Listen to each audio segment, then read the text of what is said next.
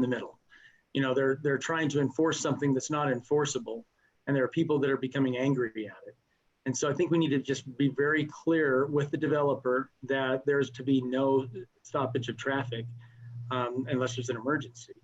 And that we've got to instruct them to respect the fact that it's a public road, and that the margin of 12 feet on either side of that road is also public, in addition to the open space that's there. We want to be supportive of the developer, but we can't allow them to start managing traffic in the way that they deem necessary. Any other thoughts on that?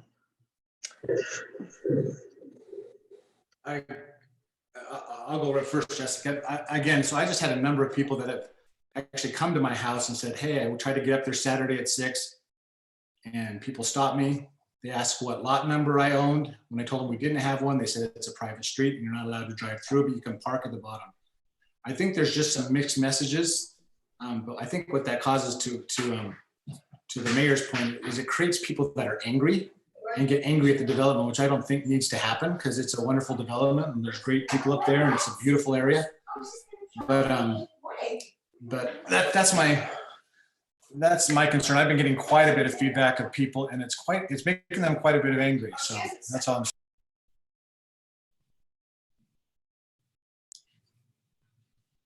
Can't hear you, Mayor. Sorry, I thought you muted yourself. That's no problem. Okay, I agree. Any other thoughts? The only thing that a stop sign at the information shack going into the neighborhood doesn't really solve a near accident with people heading south and turning right, you know, back onto the main road. So I think I'm a little unclear on how stop signs next to the building will, because what I read was that it's by the parking lot. So I'm not sure how, if a car is coming out of the parking lot, how stop signs at the building are going to help with that problem. Yeah, the stop sign that was there before is the one heading uphill, basically to stop at the guard shack. And that's the one that we asked them to remove. So I think what they're referring to, Jessica, so the road, the city street coming from the parking lot. So you leave the parking lot, come onto the city street. There's a stop sign there and it tees into Fort Canyon Road / Three Falls Drive. I think that's what he's referring to, rather than someone coming directly out of the parking lot. So the three-way intersection on the public streets, that's where that's the focus of this public comment, I believe, from Mr. Duty. And is that traffic flowing from Three Falls onto Fort Canyon, or traffic moving from Fort Canyon turning left on Three Falls? Because he's saying both, is my understanding of his comment. Because if you had a stop sign next to the information booth and you were turning left, you actually, I don't know how many cars deep that goes until you're into Fort Canyon. Heading, if you turned left and went into the Three Falls neighborhood and you had a stop sign right there at the information booth, how many car links do you have from the information booth to Fort Canyon Road? Not too many. That almost seems like more of a hazard. You're driving along and on a main thoroughfare, and then there's a car stopped in the middle of the road in front of you. Yeah. Because they're backed up at the guard shack, Jessica, is that what you mean? Right. Yeah, so I'm a little confused how that stop sign, I get a stop sign moving from Three Falls onto Fort Canyon. You could end up with maybe some high speed coming out of Three Falls, taking a right on Fort Canyon, like not by the guard shack, but maybe one down by the T. But that would seem to mitigate a potential accident. But so one thing with stop signs, they're not meant for speed control, and that's very clear in the MUTCD. I don't believe that this three-way intersection would warrant a three-way stop. If you paid to have a warrant done, and that's what should be done in order to put stop signs in there. From a staff standpoint, we're anti-speed bump for multiple reasons, and if any of the new council members would like the information that we kind of researched on that from various cities, Jed has that, and we could email it to you. But I think it's like any other intersection. I'm sure the grades do play a part in speeds there. People just need to gear down and slow down coming out of there. I think we're going to have quite a bit of feedback on that interchange right there. There's a few issues at work. There's the traffic and the grade. There's the guard shack and the perceived authority that those in the guard shack have or trying to project. I call it a guard shack because it seems to be staffed with people who are trying to enforce, whatever the agenda they have. And we all appreciate the open space and the planned recreation that's up there, but we don't want to confuse the public that this is a private road or a private community. We need people to understand there is public access, but that does have its limitations. And I think that's the balance we need to strike, is helping the developer to delineate where the line is, but not spooking people away from it. Mayor, I'm looking at that intersection on the Utah County parcels map view, and it almost looks to me like, and I read Daryl's email as well, it almost looks to me like it feels as though that old road used to just be the only road, right there where that car is sitting now that it's up on your site, where that used to be the only road swinging around. It almost looks like who knows which one has the right of way, even though that the through road should be going up past the shack. But maybe a yield sign or something on the coming from the parking lot road there, making people aware that they should yield to traffic coming down that other road. So even better than that, Lon, I think there's already a stop sign there. Oh, there is a stop sign there. Yeah, that's what I recall. Then what's the problem? Yeah, that's a good point. Okay. Well, since it's a comment, public comment, I think we should, check into it, look and see if there is anything that needs to be done that's warranted, and maybe have it on to the agenda if needed for a future meeting. Okay. As to the first comment about Dry Creek Canyon, that's Alpine's jurisdiction stops basically this side of the parking lot. So there's really not a lot we can do about that. So I don't know, we need to redirect their comments to the Forest Service, it sounds like. Yes. Okay. On the other issue, just one correction. They are faint, but lines were painted on the on the basketball court at Burgess Park.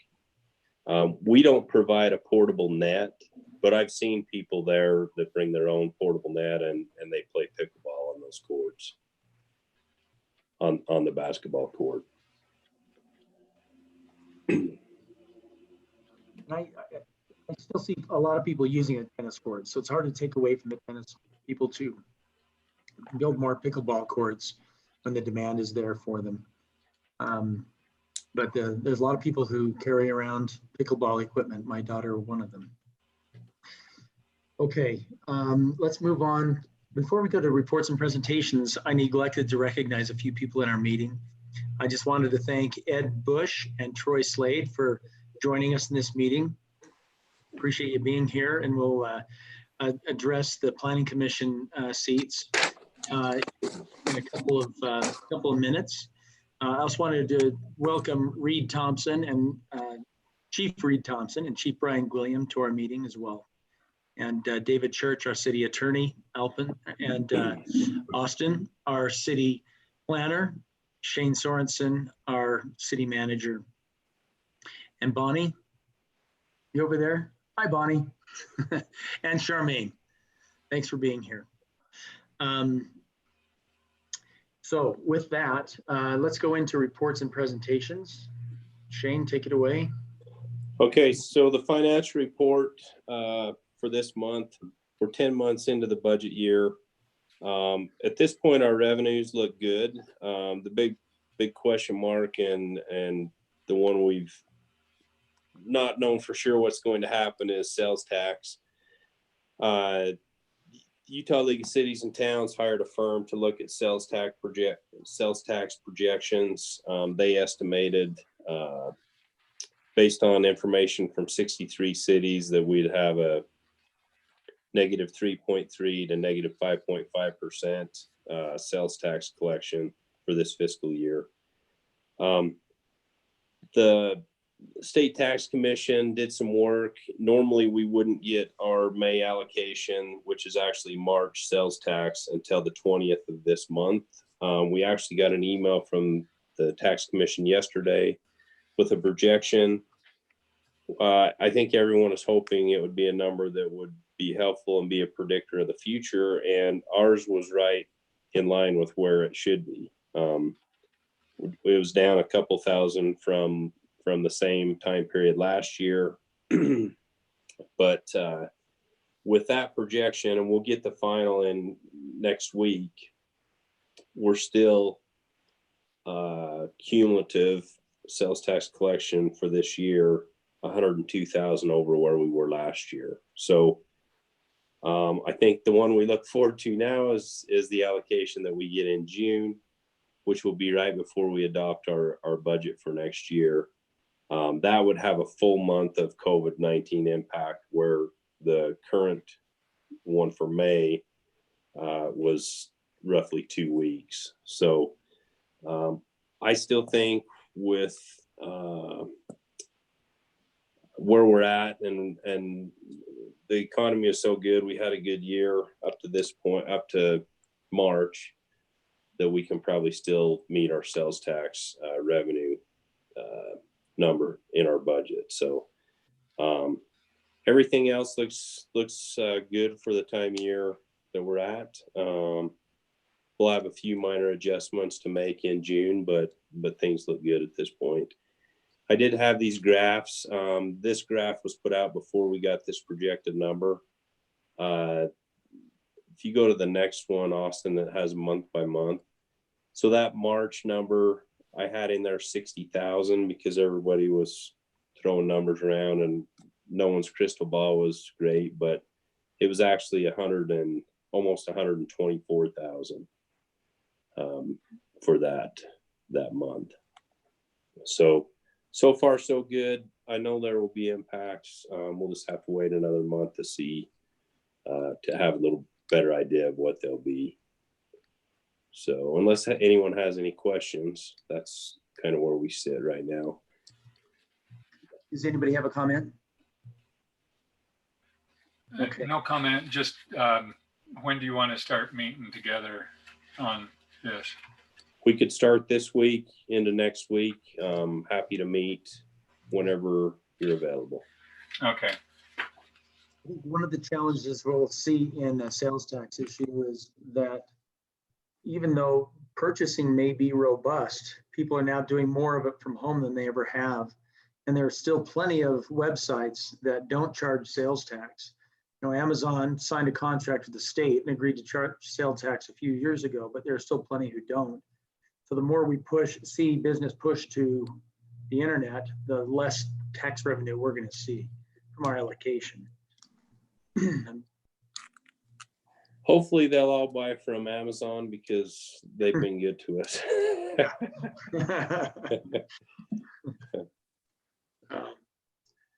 Okay, if there are no more questions for Shane, then we'll go into the action items. So Shane, I'll have you introduce the bond hearing. We're obligated for our last meeting to have a public hearing today. And Austin, I trust that you're going to keep track of any public comment related to that. Yeah, we'll keep that on the minutes and yep. Okay. Okay, so on our calendar of events, we had on the calendar to have a public hearing tonight so the public could comment on the city taking on additional debt through this bond. Originally, currently on our current pressure irrigation bond, we have 5 years left. We had talked about just extending that, borrow about $1 million, extending the bond out a couple of years and maintaining the same payment. As we've been working on the budget and everything, and with the rates being so favorable, we'd like to recommend that we have a 10-year term on this bond. It'll cost us just a little bit more in interest over those years, but it will reduce our payment. And this is based on estimated interest rates from maybe $465,000 a year for principal and interest to $378,000. There's really no action needed tonight. It's just a chance for the public to comment on this. And then tomorrow, Mark Anderson will send out the bid information to the people that would be interested in this bond. He is on the line. If anyone has any questions for him, he'd be happy to answer them. With that, we'd recommend, unless there's other questions, we'd recommend going ahead with the public hearing.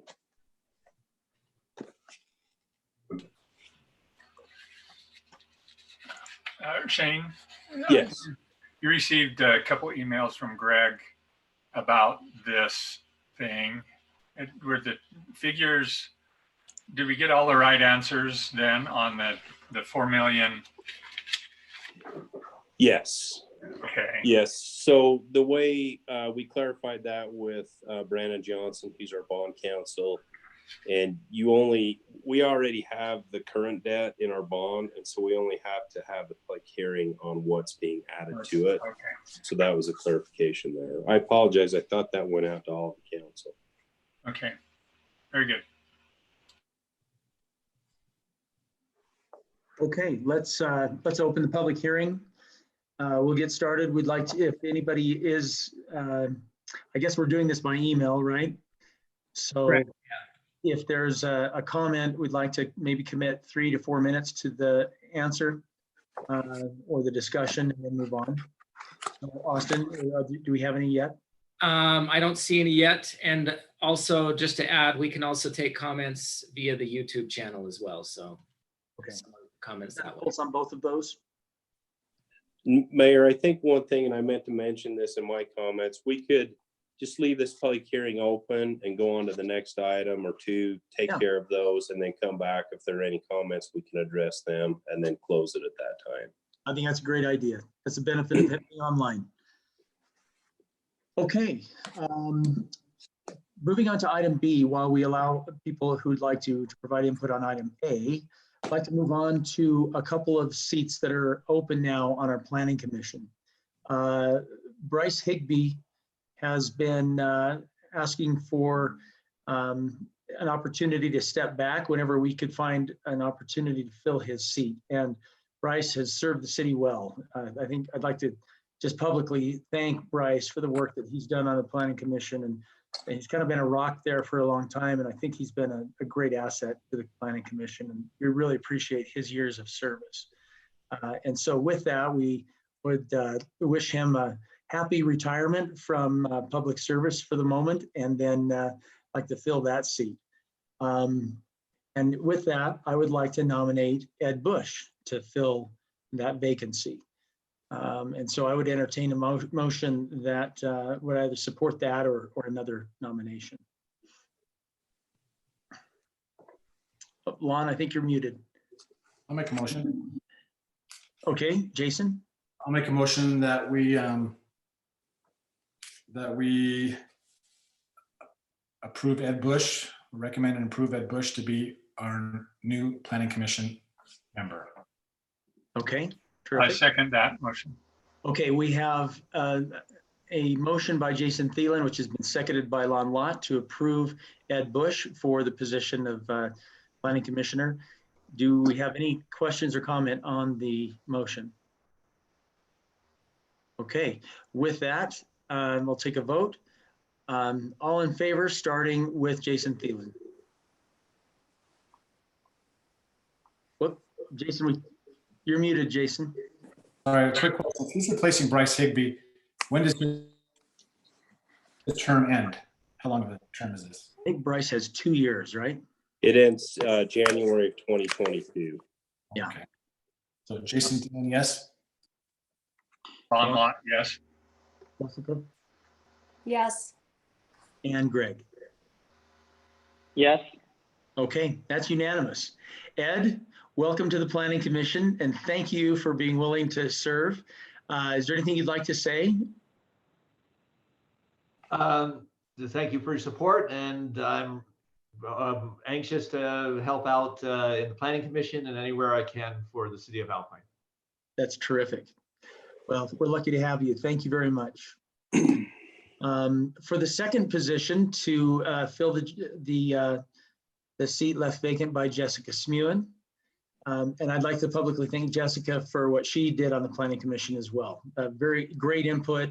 Jessica always has great insight and a very thorough investigator of our ordinances and laws. And that's what it takes to be good on the Planning Commission, is to understand the ordinances. So thank you for your service, Jessica.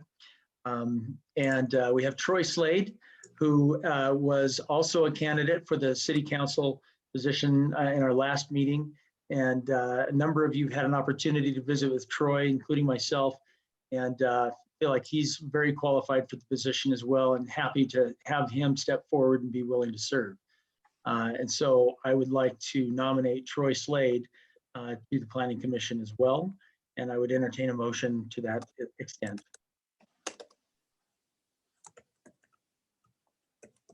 I'll make a motion that we appoint Troy Slade to the Planning Commission. Okay, we have a second I'll second. and a second. Okay, so Lon Lott has made the motion and Jessica has seconded to appoint Troy Slade to the Planning Commission. All in favor, Lon, Yes. Jessica, Yes. Greg, Yes. Jason? Yes. Thank you, it's unanimous. Troy, thank you very much. Glad to have you. You're kind of trapped now. You have to, you're an indentured servant to the city now. I'm excited. Thank you for the opportunity and your vote of confidence. I look forward to it. Thank you. Very glad to have you both. Thank you so much. And you're welcome to stay on the meeting if you'd like to. And I think I expressed to you earlier that we'd love to have you come to any Planning Commission meetings. I'm sorry, any City Council meetings in the future. You're always welcome. All right, so we'll move on to the next item. An alternate for the Lone Peak Public Safety District. This is a position that's very important because the Lone Peak Public Safety District is now only 2 members, Alpine and Highland. We have negotiated between the 2 cities for a new arrangement. We've kind of gone over some of those details in previous meetings, but we're going to ratify that in our meeting tomorrow by appointing the alternates from each city. And the importance of that position is this. The structure of our committee will be 2 representatives from each city from this point moving forward. There will be an alternate who will act as the chair of the committee, and that position will alternate year to year between the cities. So the first year, Highland will have the chair, and in the case of a tie on any particular vote, that chair would come into play. Otherwise, he or she is a neutral party and is just charged with running the meeting. And so in looking at this position, I felt Lon would be great to have there for the city. Lon has been involved in some of their hearings in the past, and I think has a good grasp of what is being done there. So with that, I would like to nominate Lon for that position as the alternate for Alpine City, with Jason Thielen being the council representative, and of course myself as one of the mayors. David, does that need to be done by motion, or is it just? Yes, you need to have that by motion and have it voted on. Okay, so I would entertain a motion.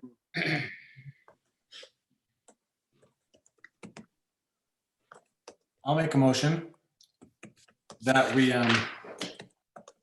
appoint Lon Lott as the alternate representative to the Lone Peak Public Safety District Board.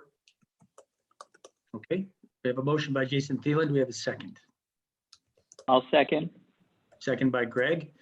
Okay, well, so we have a motion by Jason Thielen, seconded by Gregory Gordon to appoint Lon Lott to the alternate position for the LPPSD. All in favor, beginning with Jessica? Yes. Lon? Yes. Jason? Yes. And Greg? Yes.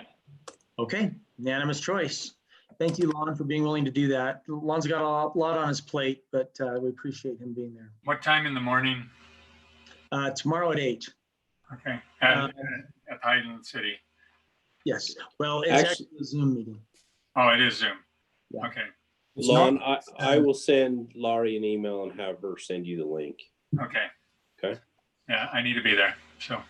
And Lon, just so you know, we've been meeting at 7, but that was what was happening before the COVID interruption. So we'll see what happens moving forward. I like early if we can get it done early. Okay, And if I can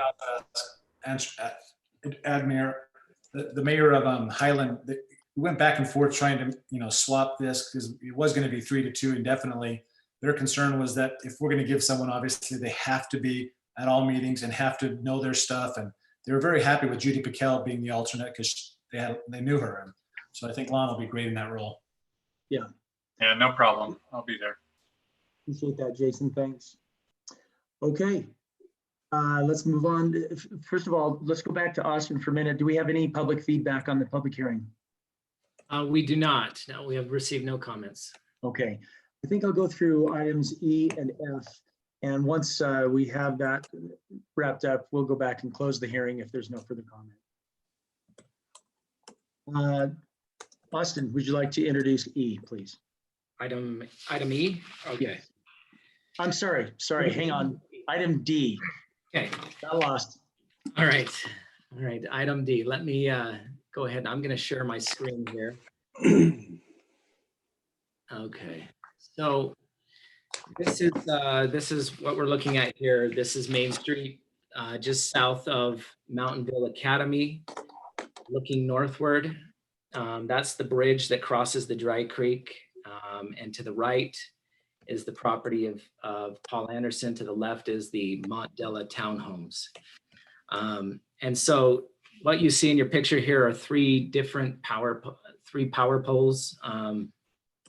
As Paul Anderson has begun to move forward on his project on building a building on that lot there. He has these wood poles on his property. One of the poles, these wood poles, they have metal streamers, so that they're basically cables that hold the wood poles up.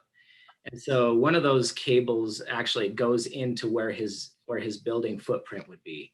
And so he can't have those poles there. So his alternatives are either A, he can put in a metal poles that don't require a streamer, or B, those power lines can be run underground under the street, and that would resolve the issue that way as well.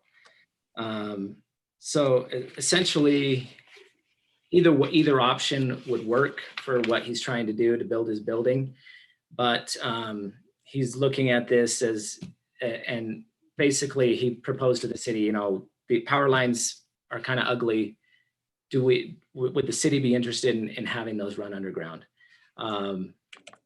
It would actually cost more to run those underground instead of just putting in metal poles. And so I guess the idea is this something that the city's interested in? Do we do we have interest in getting rid of these power poles and just clearing up Main Street? And if so, Paul Anderson is willing to go ahead and run those underground. In exchange for doing that, he was wondering if we could be able, if we would be able to allocate 430 square feet of that. There's a little piece of triangle of property that the city owns there, which we've discussed in previous meetings, but let me see if I can get it up on the screen here. Just one moment.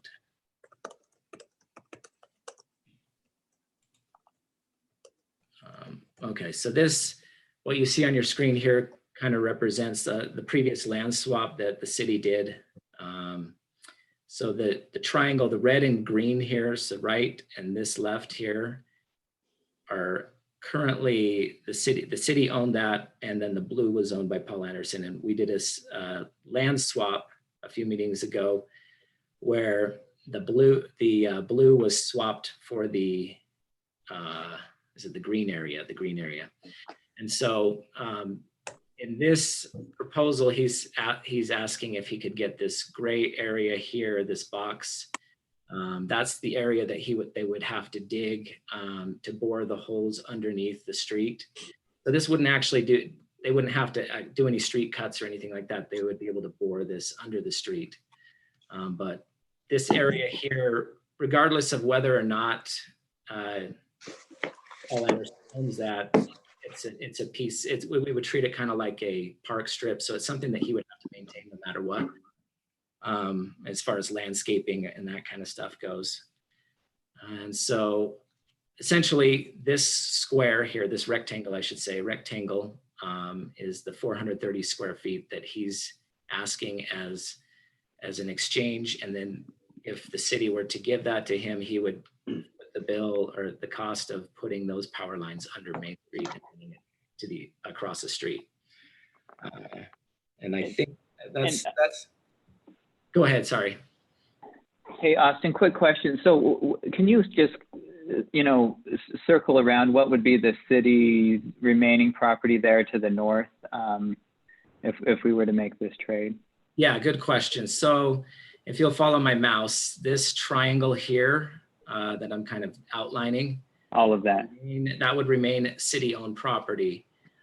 Right here, this could potentially be access. So one of the things as the planner that I've been looking at is I want to preserve the possibility of having a trail along the Dry Creek. And so one of the things that I've been careful to watch on all of these developments, the townhomes across the street, as well as this, is that we maintain some kind of access here for a potential future trail. And so the way that the townhomes have been platted, the trail would run right to Main Street on this other side of the road here. And we would still potentially have that ability to connect to a trail here that would run along the Dry Creek. And so that would be preserved, which would be one of my concerns with this exchange. And then another comment that I'd also another point that I need to make is that, so this triangle right now is currently, it's recorded, if you check the county records, it shows that the state owns that right now. And so they're in the process of passing that over to the city, getting that recorded properly.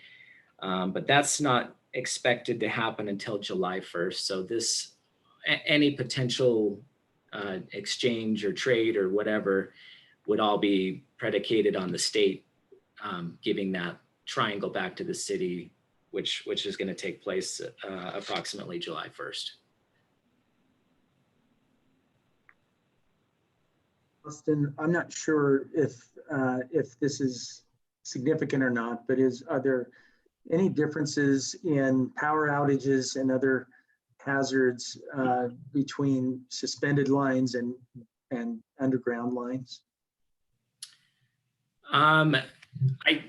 Maybe the fire chief would be good to ask on this, because I know that there are concerns with having overhead lines are more dangerous, I believe. But I can respond to it. The power company likes overhead lines because they're easy to get to with their boom trucks. But all of the new developments in our city and most any city that you go to are underground.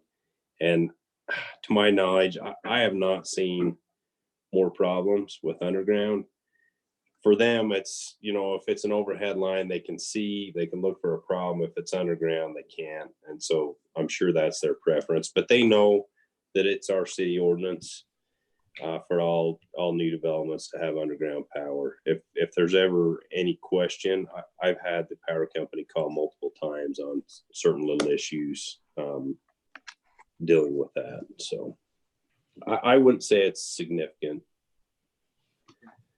Troy, do you remember several years ago, Mr. Wilkinson came in to city council and asked the city to begin a process of removing all overhead power lines, starting at the roundabout, because it made Alpine City look a little trashy.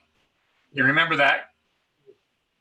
Yeah. So anyway, that just hit me as I'm looking at that picture right now, watching every day we drive under those power lines. Yeah. Well, and it does matter to people. I mean, it does. We didn't choose one of the lots we were looking at to build on because it had power lines, so that it is a difference maker. And I do agree that it would be a lot nicer coming into Alpine to have those hidden. Yeah. Mayor, I think you do have a few challenges with overhead lines. The power company, to Shane's point, the power company did indicate that they prefer the overhead system. We do occasionally end up with pole fires just over time where we'll have either an overheated line or an insulator that's not making contact like it's supposed to anymore. Wind plays a factor. Also vehicle traffic, if we have a vehicle collide with the pole, which does happen from time to time. We probably go on a half a dozen of those a year in the district between the two communities. Due to a distracted driver or whatever the scenario is, if that pole ends up down and end up down in the road, it's a traffic delay and some other challenges. And with some of the limited access we have to Alpine, our preference would certainly be to have it underground. Thank you. I have a question, Mayor, when it's my turn. Go ahead, Jason. Austin, do we have by chance like a Google Earth overlay on this property to kind of see how these property lines are laying out? I don't believe I have a. The county parcels would work, Austin. I can pull up the county parcel map. But I'm on the county parcel map right now, and the triangular piece that's for the state, I just can't see how it matches up with the map that I have in front of me at all. The triangle piece up at the top there is tiny in comparison with what I'm seeing here. So I'm just trying to follow it. I like to follow a little bit of, I mean, obviously the parcel map shows the old property lines also, because I guess Paul has given the top portion of it that used to just extend on the west side of the triangle to the city, correct? It's just matching that I'm seeing in front of me.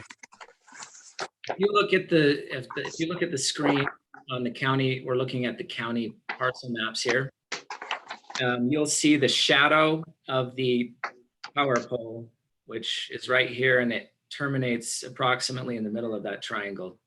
So that's kind of a rough estimate of where that power pole resides within relation to the triangle itself. You see how small the triangle is compared with the property there on the parcel? Yeah. 31 square feet, something like that. I'm looking at that compared to what I see here. Maybe I'm looking at it wrong. Maybe this isn't the whole parcel that I'm seeing on that's probably what it is. Yeah, I think it's a scale issue, Jason. Yeah.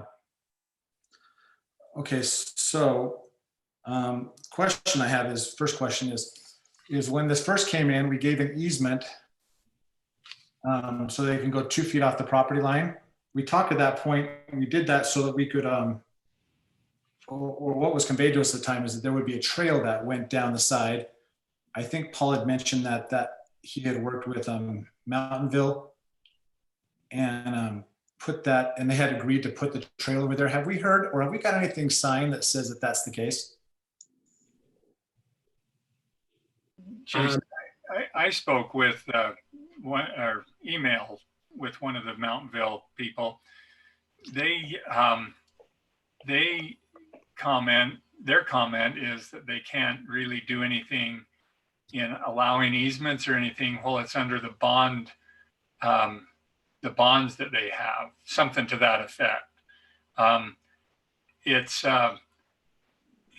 interesting to go down that side and look at the different private properties that really, I don't know how we're going to ever get an easement, and especially as you move down further to the west or to the east.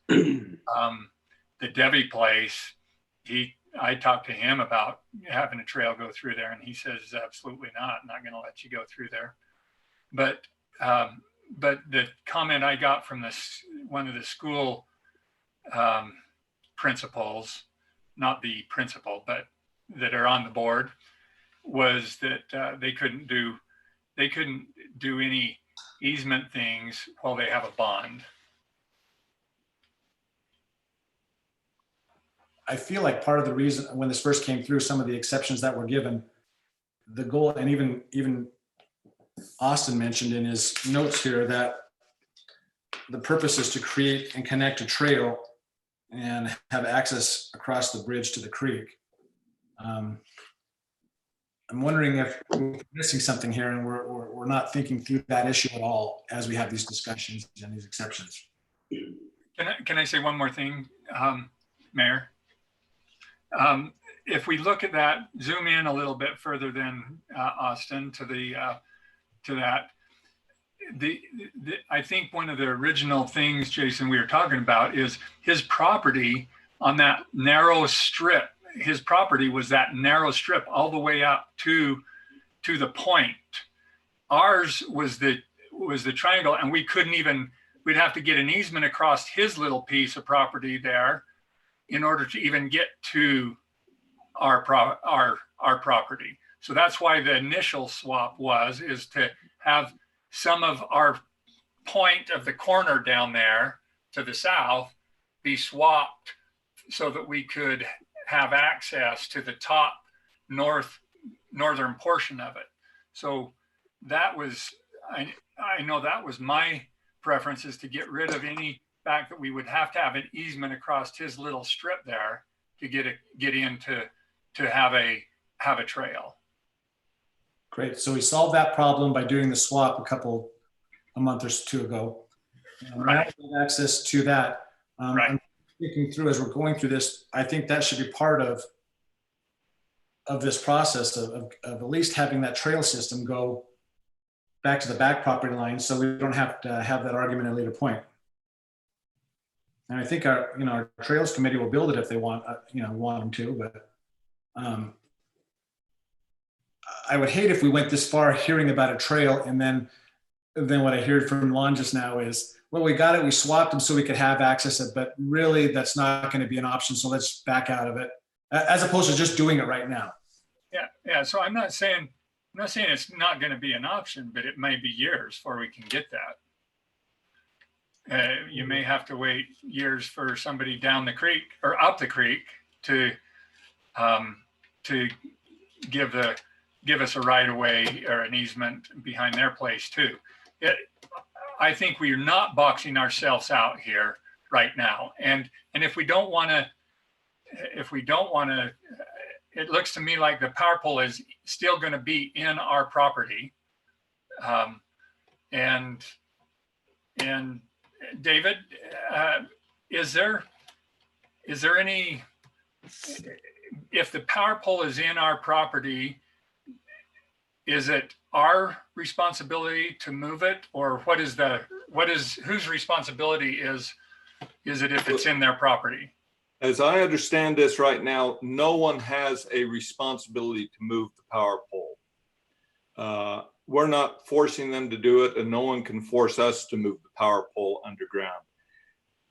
We have been asked he is proposing, if I understand it right, and I know Austin and Shane will correct me, he is proposing that he will do what he sees is a favor for the city and pay the cost to go underground. If we allow him access to this property that we inherited from the state when they gave us the road, because it makes the benefit to him is just that it makes his development easier to do for him in some way. There's some benefit he's giving. He wants a trade-off, and the trade-off he thinks is enticing for us is that he'll improve the aesthetics by putting that power underground. I frankly don't think there's any harm to the city possible at all to have this done. This we've already passed, as I understand it, past the point where we're not saying that we're putting a trail on his property. The potential trail would be on the property of Mountainville Academy, down in as you see from the property line there.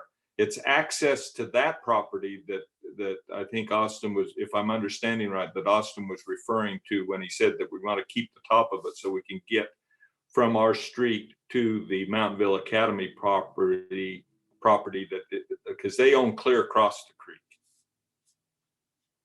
Correct. Yeah. And I just want to add a little more onto that. So yeah, we would still have, that option would still be on the table to have a trail in the future. Obviously there's some roadblocks which Lon has outlined, but this proposal does not, it does not do away with our ability to potentially have a trail there in the future. So that's the only reason the trail's brought up on this. In reality, it's not part, I mean, it's kind of part of the exchange, but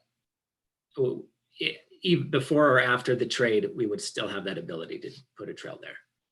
Yeah, I think if I may comment, this has nothing to do with the trail. It won't affect the trail one way or the other. If the pole stays there, the trail could be there. If the pole disappears and the power goes underground, the trail is not improved nor harmed by this transaction at all. If the transaction happens, the same problems exist, the same requirements exist. Second question. With the swap that we did, I'm just a little confused in this map here, but it's probably just me. Does the swap, do they have the property, does it go all the way? I wish I could see it better. It doesn't, I mean, as far as the 12-foot easement off the road, or whatever that easement is, did we give that up in this last swap? Was that what someone was mentioning?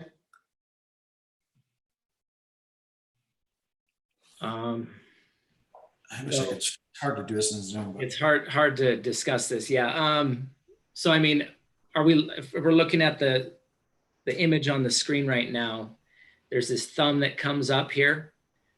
This is now, so after the land swap that we did a few months ago, this piece here is now the city's. So this thumb is now the city's, which then gives us the ability to cross. See, this was basically we couldn't get from the sidewalk to the other side over here because it went all the way up to the very top, up to the north end, right where the bridge is. And so by acquiring that and a little bit of this, it allows us to get across, get access to the Mountainville property. So I'm not sure what you're asking, but hopefully I don't. I just can't read this map at all that we have, and it's the only thing we have, and we're doing a Zoom call. I don't see where it overlays things. So Are you referring to this one, Jason? Is that what you're? Yep, I'm referring to. This little piece here in the front. Does that go all the way to the street? Is there an easement between that and the street? I'm just not quite following the swap that happened. I must have missed the meeting. I don't remember it, but yeah. I'll just stay confused. I'll just move on and I'll put myself on mute. Sorry, I was on mute. I was trying to comment to you, Jason. So the main straight section of right of way for Main Street abuts up to the left-hand side of this blue hatched area. And then these two little triangles, there's the one we're dealing with on the south side of the Dry Creek channel. There's another similar one on the north side. They're just little extra extensions of right of way, are probably around where the fill slope was for the when the bridge or the culvert was put in on this Dry Creek crossing. So I did look at the square footage on the county parcel maps. It's 631 square feet there. If you add the green and the red together, you get 631 square feet on this other map. So there's just a different scale, and that's why it looks different to you. The one they're trying to exchange for is 400 and I forgot what the total square footage is of the area they would pick up. 430. 430, yeah.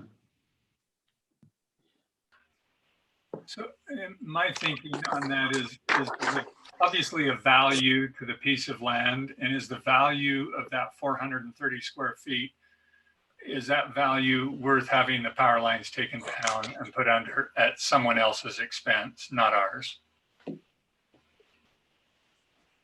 It's a very expensive process. I mean, it's going to be probably $20,000 or more to do it. Do we have a price tag on it?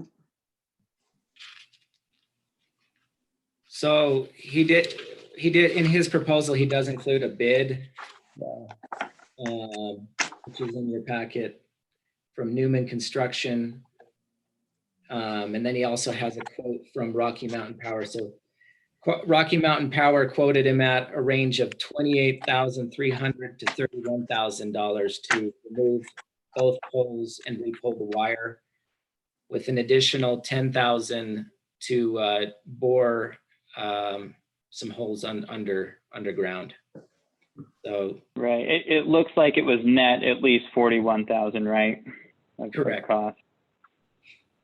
Well, I think part of that decision has to be, at some point, will we want to do it and be willing to bear the cost, or is it better to take advantage of an opportunity now to have it done at someone else's expense?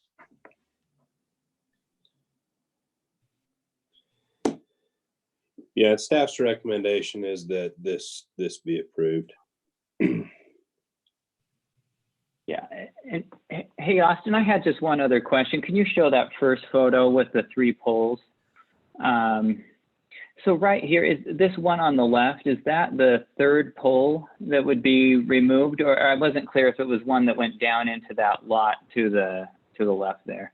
Yeah, that's a good question. So these 3, if I'm understanding correctly, would be removed. There's another pole to the left that's in the middle of that lot that you can't see on the screen. That's down further in the creek, and that they would have to basically, that pole runs north-south, so it runs some lines north-south. And so there would have to be a connection there, and then to re-divert the lines from underground back to overhead running north. So that would be included in this work. So this pole right here on the left that we're looking at is actually a light pole, right? There's a power strung to it, right? But so and maybe that's all part of the development of Montdella there, but I guess that light would be removed as well if this pole is part of that. Sounds like. Is that right? Yes, it would. We do have the lights on the Dry Creek crossing there that were not there when this original street light was put in. And then I believe there's a new street light that will be at the intersection of the Montdella street there with Main Street. So from a street light standpoint, I don't see it being an issue. Got it. Thank you. Okay, unless there's further deliberation, I'd like to have a motion on this item so we can move on. Anybody willing to make that motion? I'll make a motion that we approve, that we exchange 430 square feet where the power pole currently sits, as long as Paul Anderson at his expense, puts the power and fiber telephone or whatever that is, fiber tel, underneath City Street. Okay, do you want to at his expense. Okay, and Lon, do you feel like you need to include any language about the future trail easement?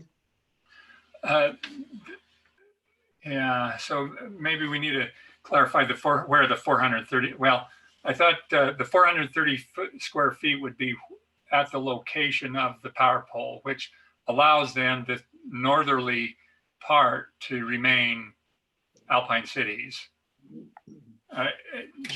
Austin, on that plan?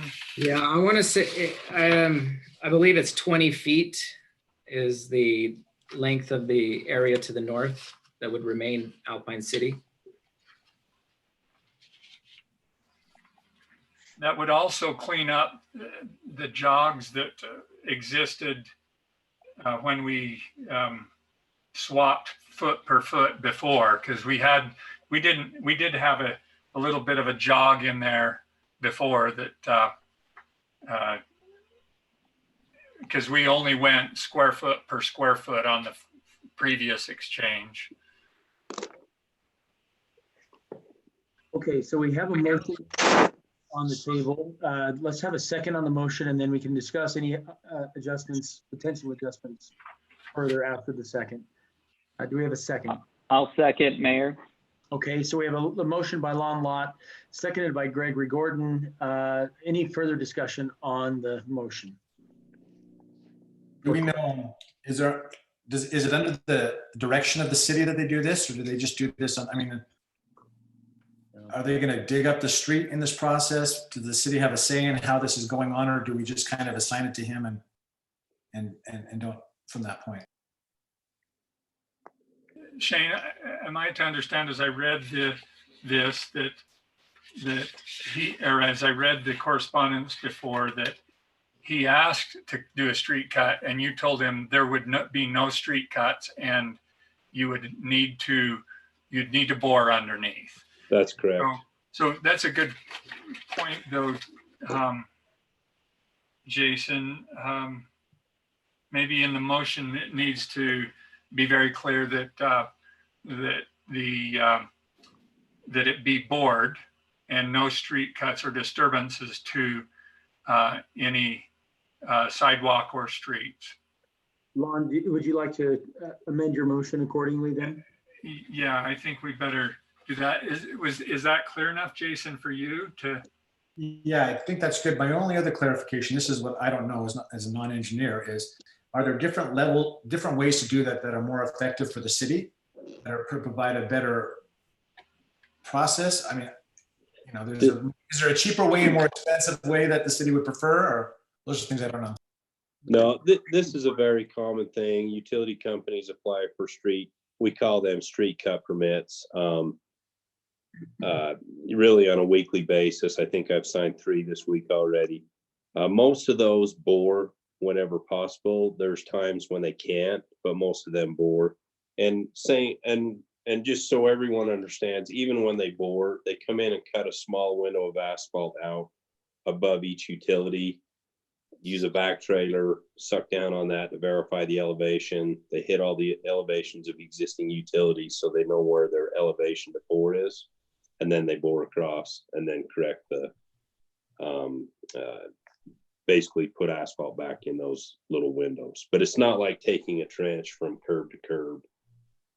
But that is the process, and it's very common. We have standards for that. So. And they have to bond for that as well, then, right? The contractor that does the work has to be bonded and insured with, yes.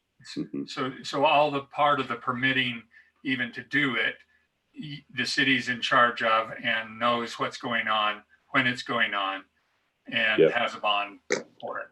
Yep. Whenever I sign a street cut permit, that permit is sent out to our person that does blue staking and our inspector, so they're aware that this work will be going on, and there's a time frame required on the permit, so they know when to be looking for that, and we drop in and check on it. Okay, so question, Greg, are you okay with the amendment that Lon has made are you still okay with the second on that? Yes, I think so. Thank you. Okay. Yep. So does that, Shane, do you think that ties their hands, that part of the motion though? Because if they're gonna have to cut a section out of the street to over the gas and other utilities, is that motion that I just made tie their hands to not do that?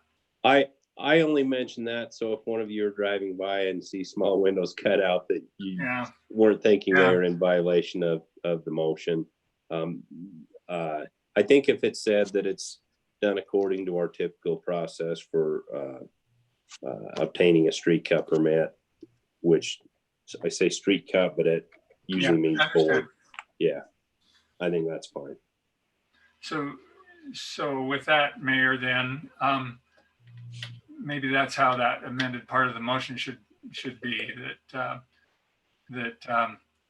they comply with all city standards as stated in the street cut permit. Bonnie or Charmaine, do you have that motion? You could maybe read back to us. This is what I wrote. I put lawn lot move to approve the proposed 430-foot exchange with the following conditions: that Paul Anderson at his own expense cover the underground power line on Main Street with no street cuts, and be bored underground by a licensed bonded contractor. And then I was going to put what you just said about that it be in compliance with the city. Okay. City standards. Yep. Alon, does that reflect what you were trying to accomplish? I didn't hear that, Mayor. Does that accurately reflect? That sounds good to me. Okay, and Greg, just to double check, you're okay with the second on that still? Okay. Yes, I'll second again. Yeah. Okay. Any further discussion on that motion? I guess it didn't though say still the location of that 430 square feet, right? So can we refer to a drawing as pertaining to where that is? Because I still hear Jason's words echoing as to location.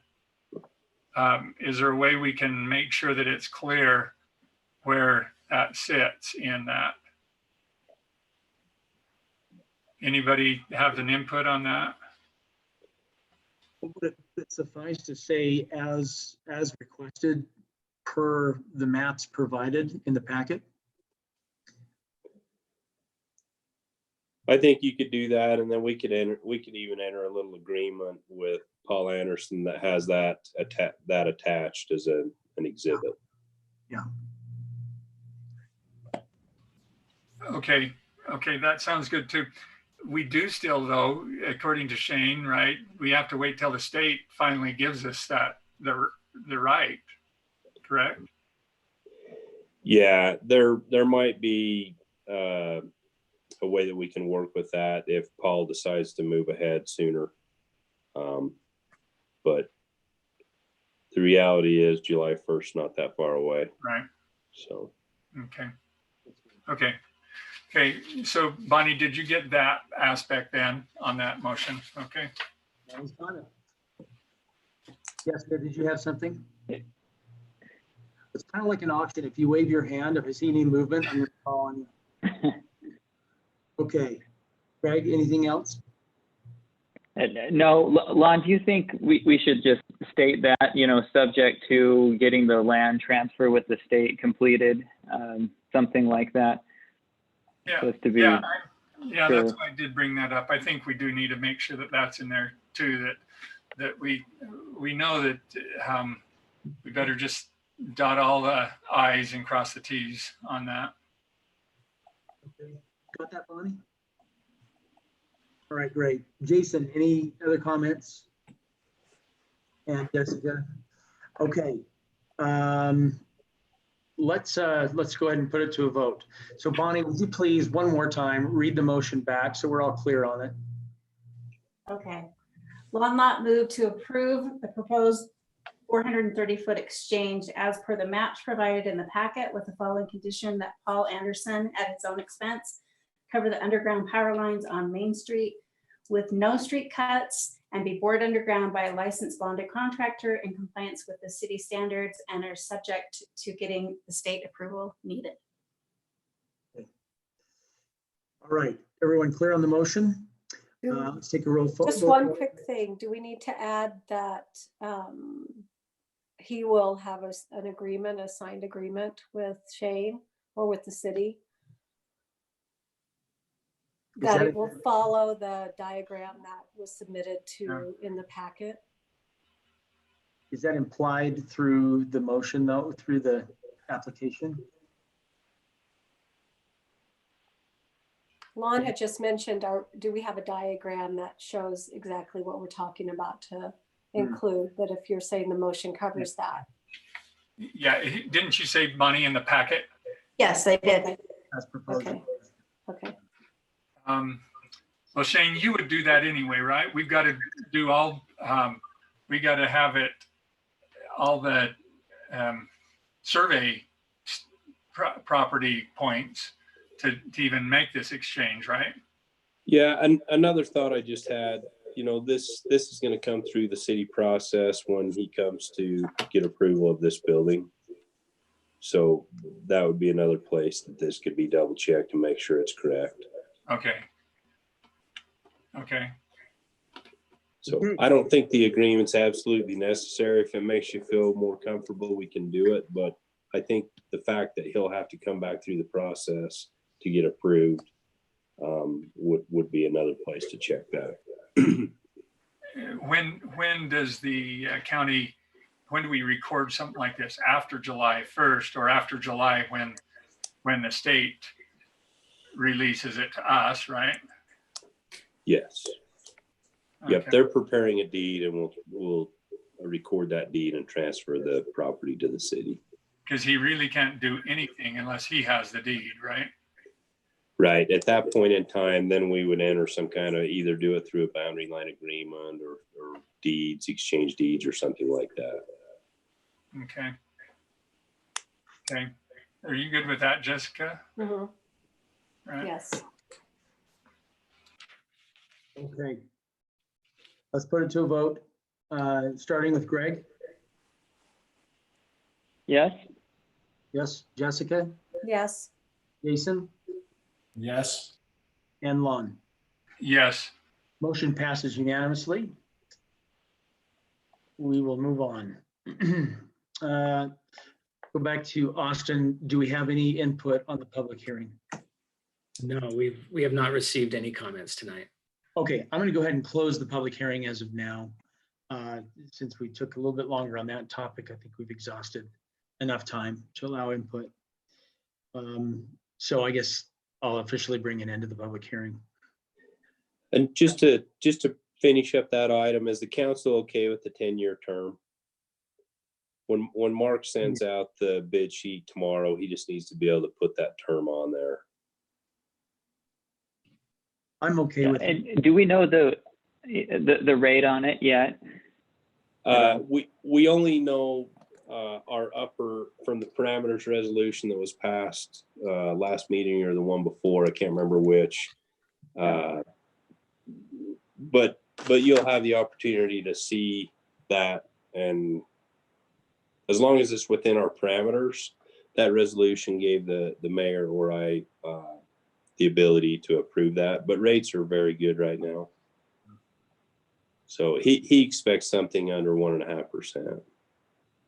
Yeah, prime's at 0, and our I think our payment is reduced by about, is it $60,000 a year? Yeah, it's 60 or 80. I'll get that number and tell you in just a second. So extended period, but an easier payment to make, and we get a lot accomplished with the extra money.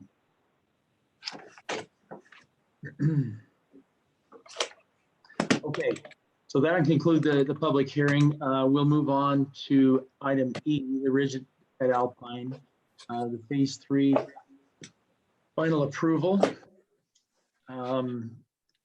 And as you can see in the notes, this includes 9 of the 72 lots. Boy, it's sure looking like a major project up there right now. There's a lot of ground moving in that area. Austin, do you want to roll this out? Yeah, I'll go ahead. So progress keeps moving forward on this. As you said, this is phase 3. So to remind everyone, the entire ridge at Alpine is 189 acres. Much of that is, there's a big, about half, more than half of it is open space. Phase 3 is 9 lots. I'm going to pull this up on the screen. And just to kind of give you, this shows here the different phases. So you can see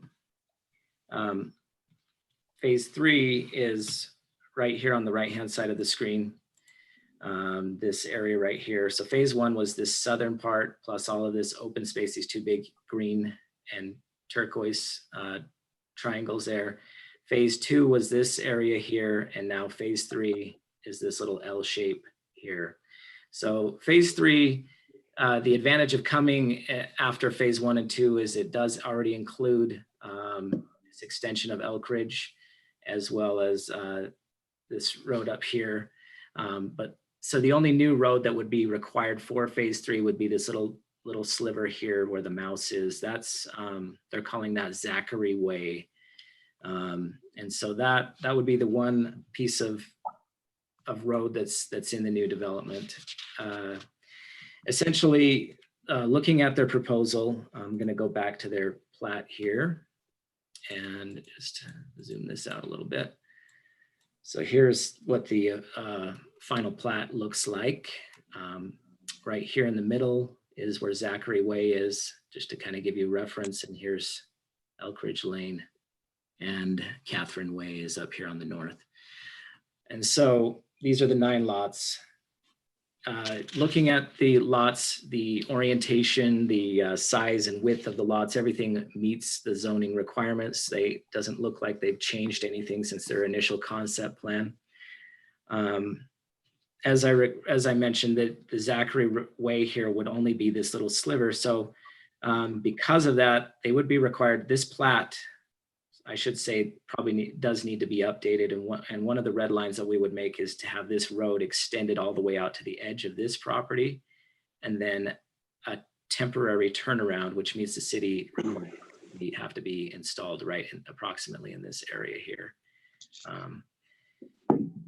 Other things to mention, off-site easements and access should be recorded with this plat. There are future phases of development that will require access and easements, and so we would need those to be recorded at the same time as this plat. We do have a few red lines on this that need to be corrected before it's recorded. Also, the developer will have to get us a cost estimate on the subdivision, which is for bonding purposes. And then finally, they would have to meet the city water policy. Also, phase 1 is, they're still working on some of the offsite improvements. And so one of the requirements that staff would have is also that those phase 1 improvements be completed before this is allowed to move forward. And then there are some existing buildings on some of this land here that would have to be removed. And so that should be included in a motion to approve this. Overall, staff does recommend approval of this with those conditions that I just outlined.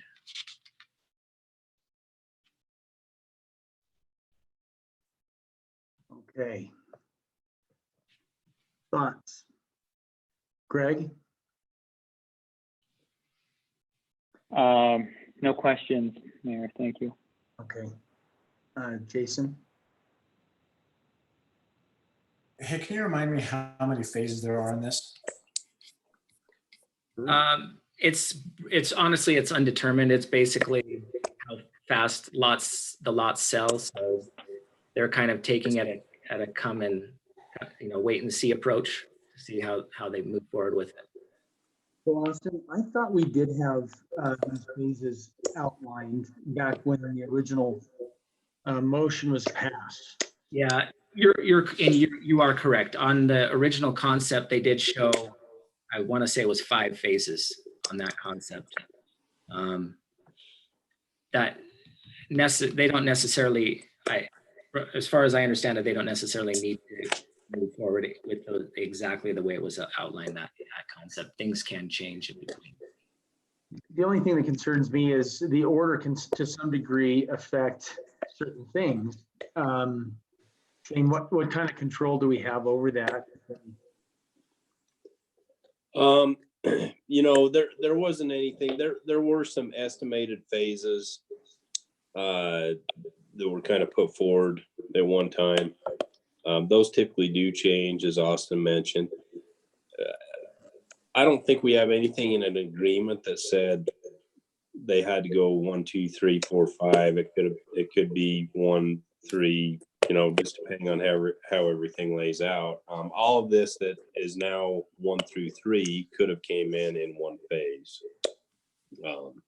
I do remember though, Troy, as we went through this, that Elk Ridge had to be connected to Alpine, or to the Cove Drive, right, during one of those phases, and it seems that that's going to happen, right, Shane? It is happening. That was actually tied to a number of lots. Oh, that's right. That's what it was a number of lots. Sorry. Yes. Not a phase. Yeah, that road, I think on the original agreement, it might have been by phase, but on the amendment, it was a number of lots. I think it was like 9 lots. But that road is being constructed. It will be functional sometime later, early fall, I would say. So maybe even by August. And then remind me, at what point they're required to fix the intersection at Grove? It will be fixed with this. This is it. It'll be fixed this year. Okay. All right. That's what a lot of people are asking about. So in that respect, this helps us push that along. Yeah, and just to be clear, the fix is there will be a little bit of curb and gutter at that intersection, but it won't be, since the council changed it so that they do not have to improve Grove Drive. The fix from the new connection right there at the 90-degree bend, it'll become a T intersection, but there's not much south of that 90-degree bend that will be done. But do we have the money for that right now though? Or when do they give us the money for that improvement on Grove? Yeah, I think they have given us that I think that came with phase 1. Okay. Yeah. So we could go in, we do have I don't remember what percentage of the project that paid for, but I guess maybe you can cover that in our budget discussion. Yeah, there actually won't be anything out of pocket for the city on what they're doing. Okay. With that intersection. Yeah. It's all a development responsibility. But going south of there, wasn't there money that they gave for that? I'm trying to remember the details. There was. Yeah, there was. Yeah. There's some right-of-way issues down there that will have to be resolved, and that's, I think, one of the reasons why the council decided to make some changes there in that agreement. Okay. So to follow up my question, as far as phases, if they wanted to, they could do 20 phases if they wanted to do them slowly at a time. And that's, I remember we talked about phases primarily because there was a trail that had to go from the west side to the east side above the property, but they didn't actually have to finish it till they finished their 5th phase, which connected it up on top. So that's where I remember the phases coming in. But you're saying that there is really no phase. They can take as many phases as they want to build the subdivision out. Yeah, They that's could. correct. Yeah. Are you talking about the trail up on the west ridge, Jason? It's on the north side of the subdivision that goes all the way along the top of it and comes up over by the cove. Westridge connects to it, right?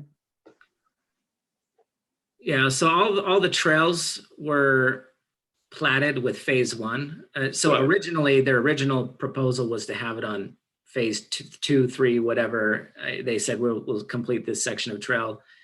After some back and forth conversation with staff, we told them, you know, we just want all the trails platted from the get-go, and so that's what they did. So phase one, the trails were platted at that phase. Okay, so all the trails that are through the private open space are all done at this point. They're not finished yet, but one of the recommended conditions is that those trails be constructed before phase 3 is allowed to be recorded. Yeah, I should say they're recorded right now. That's what when you ask me the question, they are recorded, but they're being built as we speak. Yeah, they were marked out last spring, weren't they? They were. And then kind of remarked because there were some issues with the trail alignment. Yeah, they've had a number of roadblocks in the process to get that trail built. Yeah. Great. Prior to the last meeting, Paul Croft had told us that they have a contractor on board to build the trail, and he anticipated that the trail's being completed by the end of May. So I noticed that wasn't in the planning commission's recommendation. Does that need to be in ours, or is that just a foregone conclusion? No.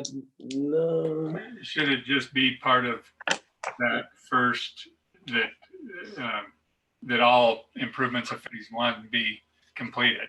Yes. That brings the trails into it, because the trails were a phase 1 improvement. So do we have that list that, though I hear what Jason's saying, it would sort of be nice to say, these are the items, ding, ding, ding, ding, that still need to be completed in phase 1. And this is going from memory, but it's the offsite pump station improvements, which I saw them unload a trackhoe today up there. That's happening. The offsite trails.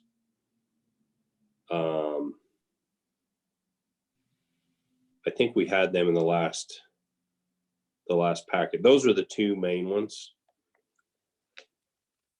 Is that in our packet here, what those items are, to Lon's point? From phase 1, that's not in today's packet. I believe was mentioned. It was mentioned in the last city council meeting, though. Well, if it's a motion, we really should be able to see what those are, to Lon's point.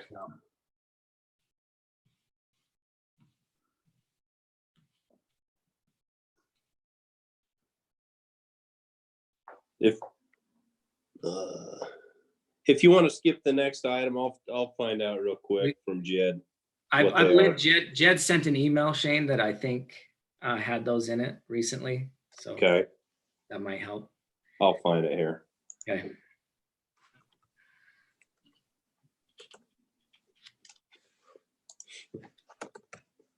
I mean, I'm just looking through it. There's not, I mean,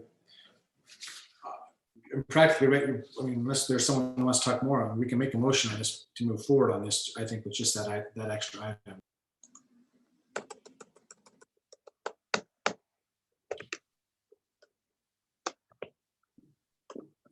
Do you feel like you can pull that up, or do you want to move on and have us come back to you?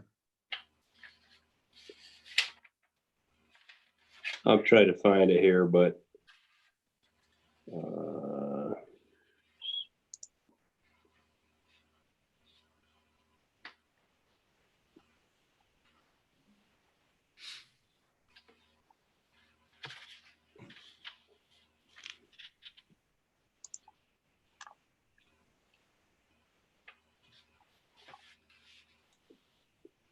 if you want to move on for just a second so we can keep the meeting moving, I will find this. Okay, let's move on to the next item. The setback ordinances, and this is, remind the council, this was in part addressing the signage issue and the site triangle issues, and to allow businesses to come out a little closer to the street. Austin, do you want to introduce this one? Yeah, I'll go ahead and introduce this. Okay, so essentially, we've had a lot of activity in the last few years. There's been a lot of construction, new buildings on Main Street in the business commercial zone. Many of those buildings, if not all of them, have asked, a common thing that happens every time they come for review is they ask for an exception on their setbacks. The setbacks that we have, they've been in place for a long time, and they line up with what would be the residential setbacks for that area. So the TR 10,000 zone is also kind of identical setbacks, I should say, to the business commercial zone. And so it's just, that's the way it's always been, kind of a thing, that part of town. And so I should say those are the setbacks that we've had, but that's not the way things have always been built on Main Street, however. So there are a number of buildings that, back in the day before we really enforced setbacks, that were built that don't comply with that. And then there have been buildings since then that have been constructed that have gotten exceptions to those setbacks. And so I get, with so many requests for exceptions coming through, we thought it was would be a good idea to reevaluate what our setbacks are in the business commercial zone, and if those make sense, and if we, moving forward, do those need to change? I would say that our setbacks are probably not consistent with what we actually see in real life on Main Street. So if you were to just read our ordinance and then you go walk down Main Street, you would see that the way things have been built doesn't match up with the way what our ordinance asks for. And so, those being 30-foot front setback, 20-foot side setbacks. And so looking at this, as we decided, okay, maybe we need to reevaluate our ordinance, staff went and looked at what are neighboring communities doing. So some of the communities that were Lehigh, Highland, Pleasant Grove, American Fork, just some of our neighbors here to the north. And one of the things that was consistent among most of those communities, with the exception being Highland, was that they didn't really have side setbacks in their business commercial zone, meaning when two commercial properties abut one another, they don't require a setback there. That being said, each community has a unique feel to it. So I wouldn't say Alpine's Main Street has the same feel as American Forks downtown or Lehigh's or Pleasant Grove. Each community is unique in of itself. And so it's important that we look at, what is Alpine? What does Alpine want? Some of the other setbacks that we did look at, though, between the communities also was the front setback. And most of them, well, I guess the only one, again, the exception was Highland. They had large front setbacks, large side setbacks. And they have two different ways that they do things. So they kind of have it, they develop it all as kind of a business commercial, kind of like a PRD, but for business commercial. And they have different setbacks in that circumstance. And then they have different setbacks for businesses that front on State Street. And so with all that being said, after looking at what all the other communities were doing, we felt like what we need to do in Alpine is look at what works for Alpine and what has worked in the past. And so some of the recent buildings that have come through that in the last little while that have gotten exceptions we had the Alta Bank. They asked for a 20-foot setback on their north, and where did that go? It was a 10-foot setback on the west side of the property. And then we've also had the Paul Anderson project, the Alpine, which is Alpine Fitness, Alpine Physical Therapy, that building that hasn't come through, but he did come and ask for setback exceptions. And what the city council ended up granting him was a 15-foot setback, front setback, which would be on the west side of that property, and then a 2-foot setback on his side setback to the north. And then another project that we recently had, or that recently got an exception, was the J&L Automotive. And that one, they were given a 12.3 3-foot setback, 12-foot 3-inch setback on their front setback, which is on the east side of the building or the east side of the property. And so those are just kind of some examples of how, recent development has not followed that 30-foot front setback. And so the Planning Commission has looked at this. They've recommended that they believe that the setbacks need to be reduced to basically match up with what our current Main Street looks like. And they felt like a front setback of 15 feet would make more sense, except for on corner lots such as Alta Bank, where the site triangle needs to be taken into consideration. And in those instances, they would recommend an 18-foot setback, which would make it so the building would not interfere with the site triangle. And then finally, they recommended that the side setback in between two commercial properties be 10 feet instead of what is currently 20 feet. And however, the side setback, they recommended that it remain the same when it abuts a residential property, which is 20 feet, to give distance between a business and a home. And so those were the recommendations. That's what's coming before you tonight for discussion.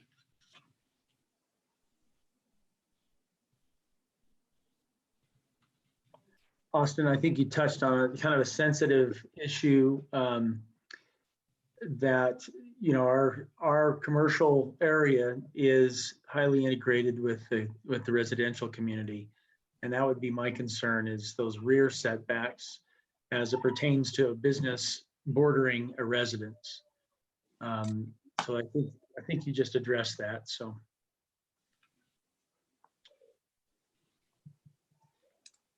Any other thoughts on the request? Yeah, I thought this was an interesting analysis looking at the other cities. They're all over, right? I mean, Lehigh is, 5 and no more than 15 feet, Highlands 40, I think PG was 25. And yet, we look at the 3 exceptions from this last year, and clearly, that's not what would work in our actual Main Street, right? So maybe this strikes the right balance there at about 15. Hopefully that's something we can live with. It looks like we do occasionally go less than that. But as a practical matter, it looks like this is kind of where it's landed at 15. I think the side and back, for the residential makes a lot of sense to keep that. But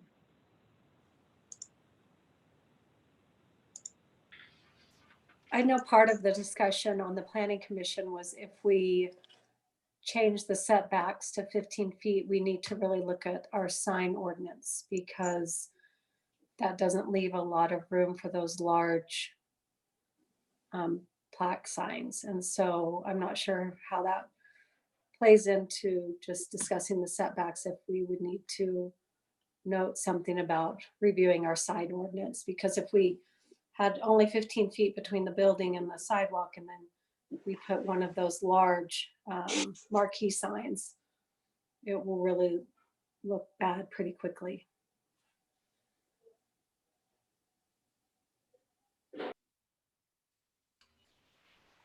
I agree what Jessica's saying. We do need to address that on business commercial area. I do, if we're going to ask the businesses to have all their parking in the rear, it's important, I think, to get it shoved forward so they have a place to park, to keep all the off-street parking off the street. And so it only makes sense to me. I think I like the corner lot things of the 18 feet. I'm hoping that what this does is gives people now, as they start to build, the opportunity to just stay within that parameter, because it's an easier parameter to stay within now. Before, it is almost impossible, again, to have things park in the back and be 30 foot off the street. So I'm thinking we're starting to hit a good frontage area there now.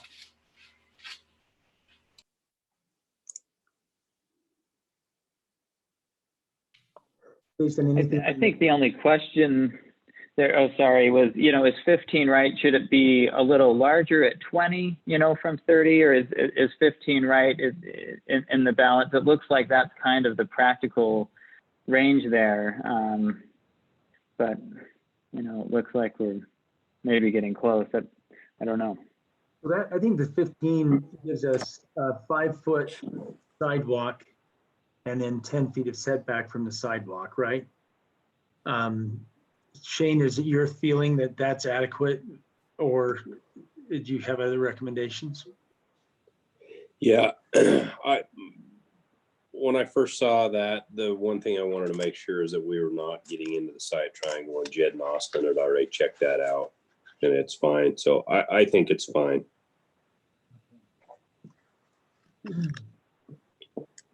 Jason, do you have anything? How far back is the Bank of America fork off Main Street right now? What was their exception off the front? Remember? There was an exception on that. 12 or 15. I'm wondering how far that back is, just for perspective. Yeah, let me, I have that, let me. While you're looking at that, what is the purpose of 6? Accessory building shall be back not less than 5 feet from the main building. Why is that decided to be put in there? Which part, the accessory building? That's already in the ordinance, so that's not part of the motion. So let me back up. So the way that this motion was read by the planning commission, he was reading from a section in the packet that included existing language and then new language. And so he read a couple of bullet points that are already in our ordinance. It's not saying that's being added there. So in reality, what we're changing is the front setback and the side and rear setbacks, but the accessory setbacks, those are not changing from what's currently in our ordinance. Front setbacks, corner lots, those are within throughout the business commercial, correct? So all TR 10 houses and whatnot, they have those same setbacks, even if they're not commercial. Correct. The TR 10,000 zone is currently the same as the business commercial zone. So the setbacks are both the same right now. So if this were to change, the TR 10,000 zone would not be affected. But in the business commercial, we have houses in there, probably more than businesses even. They will then have all these new setbacks for all the lots within that BC area, right? Potentially for any new development in the business commercial zone would apply to these new. Well, I understand what Jason's saying, though. I understand that if they're going to build a house in there, they still have to meet the home setbacks. They can't. So, Jason, is what you're saying is you're reading, if they build a house in the business commercial, they could be 15 foot off. Correct.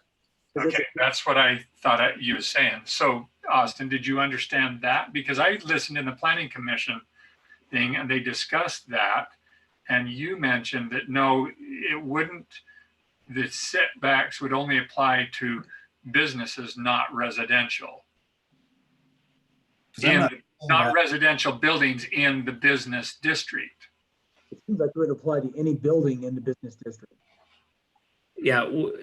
So if that's what we want to do, I think we would have to tweak the language a tiny bit to make it so that if it's a home in the business commercial zone, that it still meets the TR 10,000. If we're going to treat them differently, then don't we run the risk of a home being built initially and then turn into a commercial building because that's allowed within that district, or vice versa? A commercial building being converted to a home, and now you have an exception. That's a good point. Yeah, we can't control what someone does with their home after. Because we do have the clause in there that if there's a resident residential there, the side setback on the business has to still comply with the 20 foot, right? Or is it, see, how is that worded?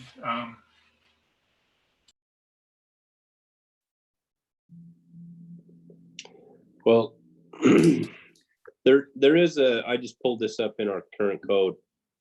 In 3.07.050 number 4, it says a lot occupied by a dwelling structure shall comply with the setback requirements set forth in the TR 10,000 zone. Then it gives the code reference, unless recommended by the planning commission and approved by the city council or circumstances justify it. So I think the intent of everything that's in here is to apply to commercial buildings, but there is this catch-all statement: if there is a residential structure in the commercial zone, it needs to meet the TR 10,000 setbacks. Yeah, and I've got a copy of your zoning ordinance that was passed in 1957 and then repassed again in 1965, the old foundation one, and it has that same language in it for your commercial zone, similar to what Shane just said. There's in that ordinance, your old historic ordinance, in your commercial zone, it was a 10-foot front yard setback for commercial buildings. But it says if a dwelling or use is accessory thereto whereas proposed in the commercial zone, then the regulations shall be the same as those in the what was then the R1 residential zone, with the exception that if you're building your house above your store, then you didn't have it. So that's carried on all the way through, as far from at least far back that you had that language in your commercial zone, that even though dwellings are a permitted use, as Shane read to you, if you build a dwelling, you defer to your, in this case, the TR5 for your dwellings. If you build a commercial building, then you used to have a different setback in your commercial zone. But I thought it was interesting that one of the reasons why you've got those older buildings so close is at least from 57 on through 65, it was a 10-foot setback for a commercial building. We're kind of bouncing back and forth. I apologize, Mayor, but just so for clarification, Shane, then with our, if you have a building such as, that's a combination, commercial and residential, do they go by the BC or do they go by the TR 10,000?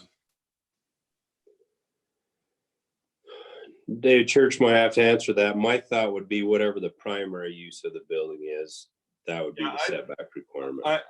Yeah, and I don't have a copy of your current ordinance in front of me. Your old ordinance actually anticipated those mixed uses because that was common.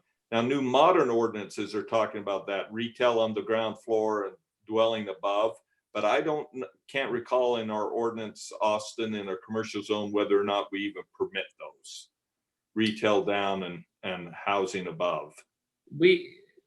So we have allowed like a living space. For example, the Ezra Lee building that was recently built, that does have an apartment up in the upper part of it. So it is something that's allowed according to our ordinance. As far as, how do we gauge that? Yeah, I don't know. That's a good question. I mean, I would say my interpretation would be is what's the primary use of the building?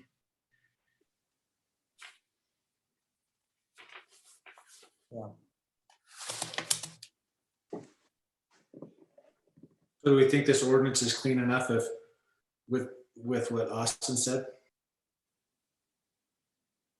Dave, what's your opinion on that? My opinion is that if you're concerned about mixed use buildings and the planning committee, you ought to have time for the planning commission to look at that and make sure that it fits. If the only issue is single use buildings, setback for commercial for single use buildings, it's pretty straightforward. But if you really are concerned about people building these mixed use buildings and you don't want a setback for the mixed use building to be only 15 feet off the frontage, then you're going to need to look at that and decide how you're going to treat those mixed use buildings. Because I'm not sure we anticipate any of those.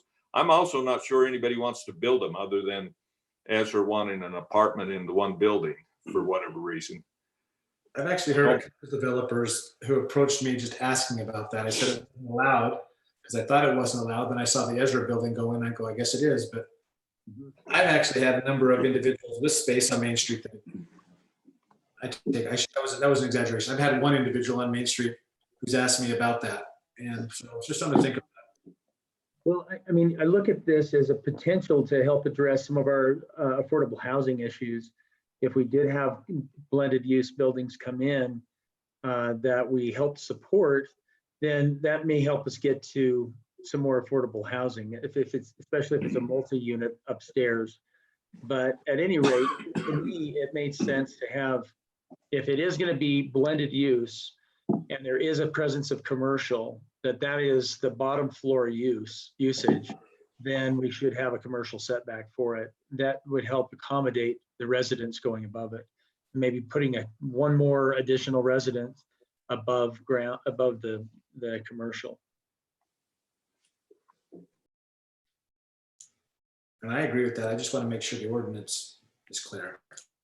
Mm-hmm. So Shane and Austin, does that give you enough to go back to the Planning Commission with and maybe tighten up some of those issues and bring it back to the next meeting? Yeah, I think if I understand correctly, so our main concern is essentially this mixed use and how do we approach that? Well, yeah, I could take that back to Planning Commission and we can just iron that out. Okay. I mean, we could entertain a motion to table or just give direction to staff to send it back to Planning Commission. I'll make that motion that we table it, send it back to Planning Commission to address the mixed use issue we discussed. Okay, thank you, Lon. Do we have a second to the motion? I'll second it. Okay, Jason. Lon's motion seconded by Jason to table until further work by the Planning Commission. All in favor?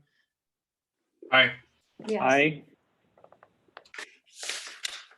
Jessica, did you say yes already? Aye. Uh-huh. Okay, Gordon, Greg? Yeah, aye. Greg, I can't get over the fact that your last name is Gordon. Go in there. Sorry about that. Okay, so motion to table is passed. And just one more quick item on that before we move on. Chief Thompson, do you have any opinions about that? As far as apartments above commercial properties? With more narrow setbacks than we would normally see out of residential. Not necessarily. I think we just refer to the fire code and make sure that we're following the rules there as it relates to that. As long as we've got the access required by the code, we should be fine. It's just a matter of adapting our tactics to a changing environment, different than what we're normally used to. Okay, good deal. All right, thank you. So we'll move on. Actually, do we need to go back to the rigid Alpine? Yes. Yes, we didn't have a motion on that yet. Yeah, and let's try to make this discussion concise so we can move on because we've got some budget stuff to cover. And I'm not sure we have enough adrenaline left to cover that issue. So the reason you put off the rigid Alpine, you wondered what the offsite improvements were associated with phase one. There were the two items that I mentioned: the upgrade to the Fort Creek booster pump station, construction of the Ridge Trail. The other two were completion of the parking lot. There's just some small things to do there, I believe, and then some offsite stormwater controls. So the construction of the Ridge Trail, and that implies that it would be complete. Are we 100% there? It's not complete yet, but the suggested condition is that this plat be approved but not be allowed to be recorded until those four items are complete. Okay. Shane, is this phase the phase that involves the trees that the residents were concerned about? It's hard. It's like it's on the border, so I can't tell. I think the right of way came in with phase two. Okay. And so the road where the trees are, the lots on the north side of the road are part of phase two. The lots on the south side are part of phase three. So I believe that property came in with phase 2 that you're referring to.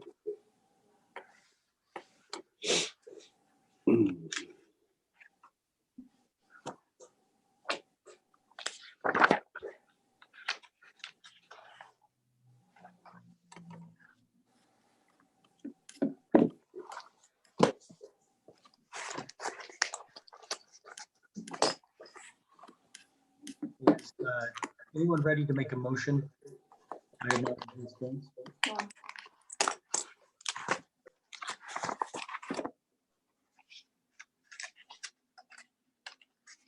Any further discussion before we can get a motion? Jason, you're looking pensive. Oh, muted. I'm not pensive. Just wanted to see a list of what those phase 3 phase improvements that were required to be finished for, the complete list of them. Okay. Was it? All right. I have to excuse myself for just a minute. If you guys can carry on, I'll be right back. Lon's in charge. Got her. Okay. So, so Jason, booster pump, construction of ridge trail and parking lot in phase 1, right? Those were the 3. And the offsite stormwater controls.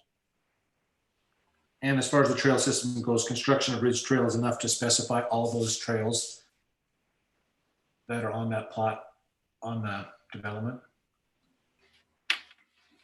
Yeah, I believe so. Mm-hmm. Can we just say construction of trails?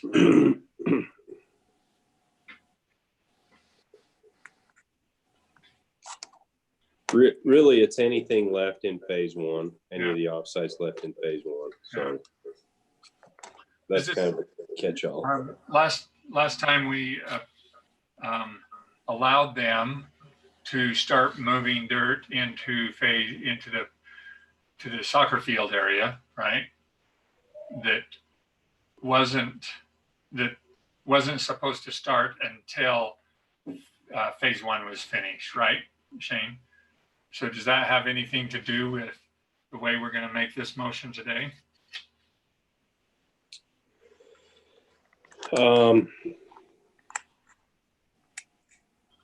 We last time we approved or gave them the recommendation that we wanted a smaller soccer field that allowed them the ability to start moving dirt into that area prior to finishing phase 1.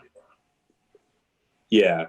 So where this all ties together, there's some offsite improvements for phase 3, which include the retention area in what will be the park. Okay.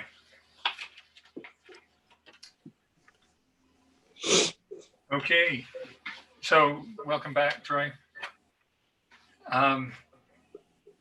So I'll take a stab at making a motion here then. Okay.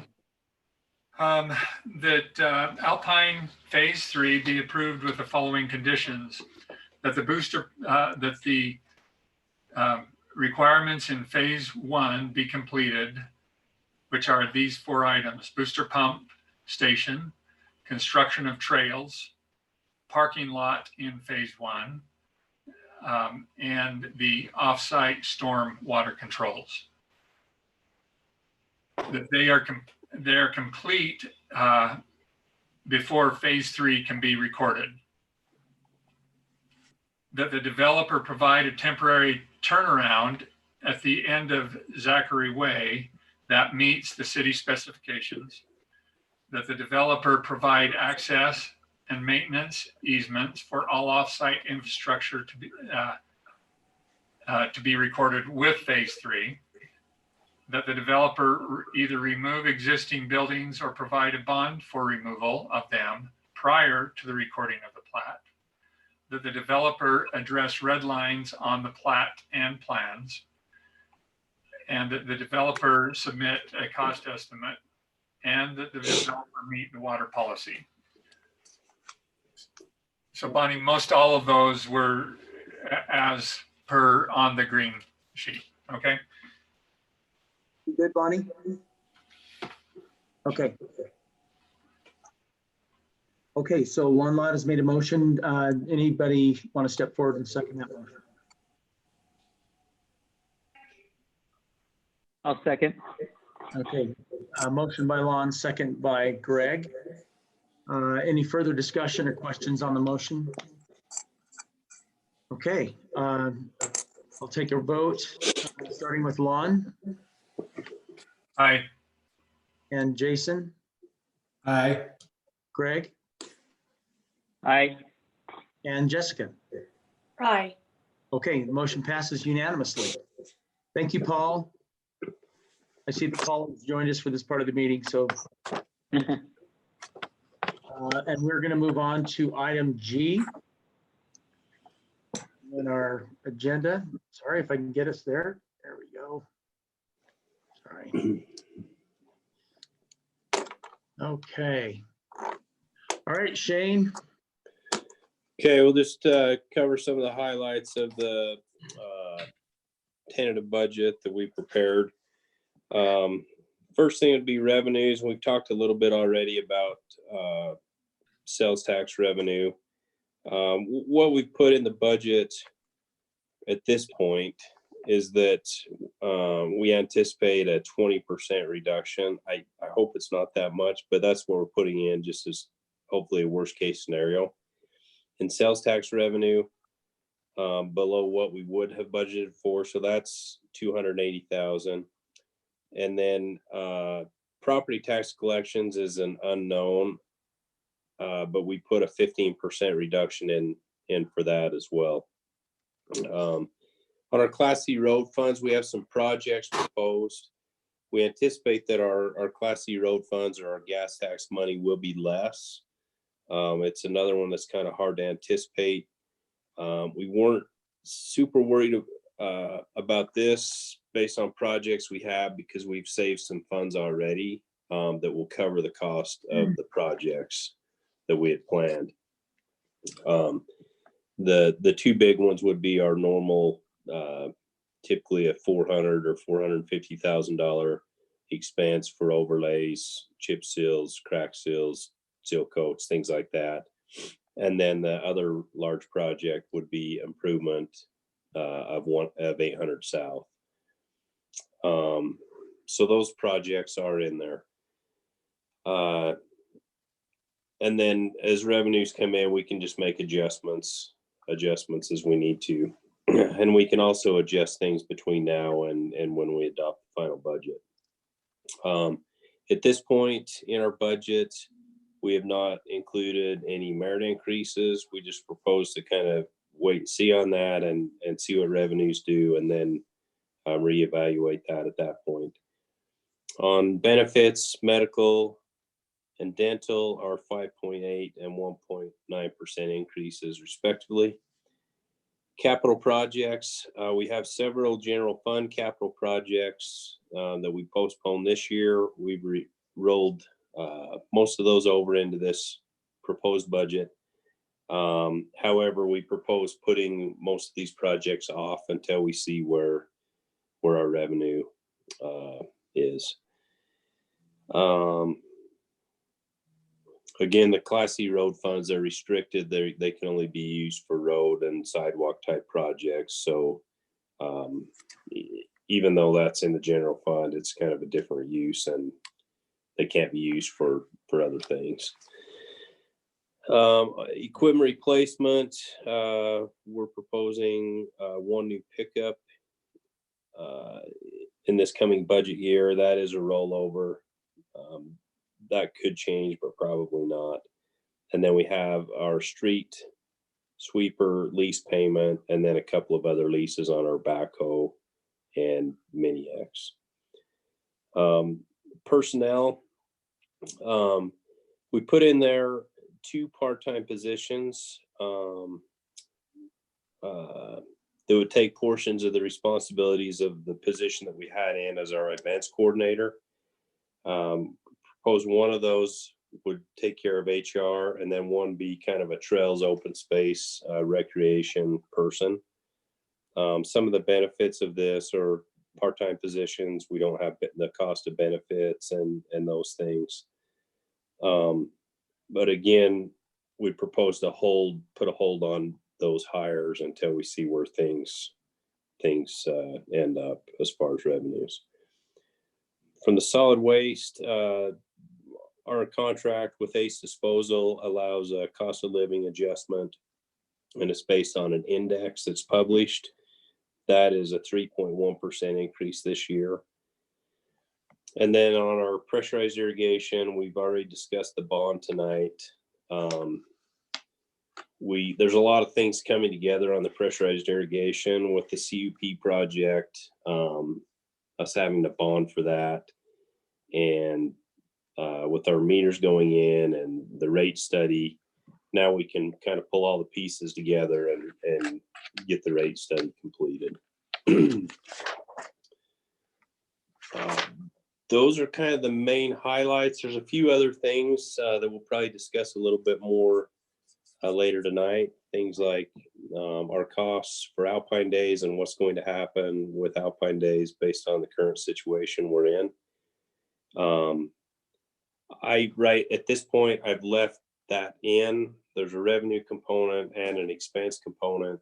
If it doesn't happen, then there's, I think last year it cost us about $40,000 to have Alpine days. When you take into consideration the expenses and then the offset of the revenue. So I've left that in at this point.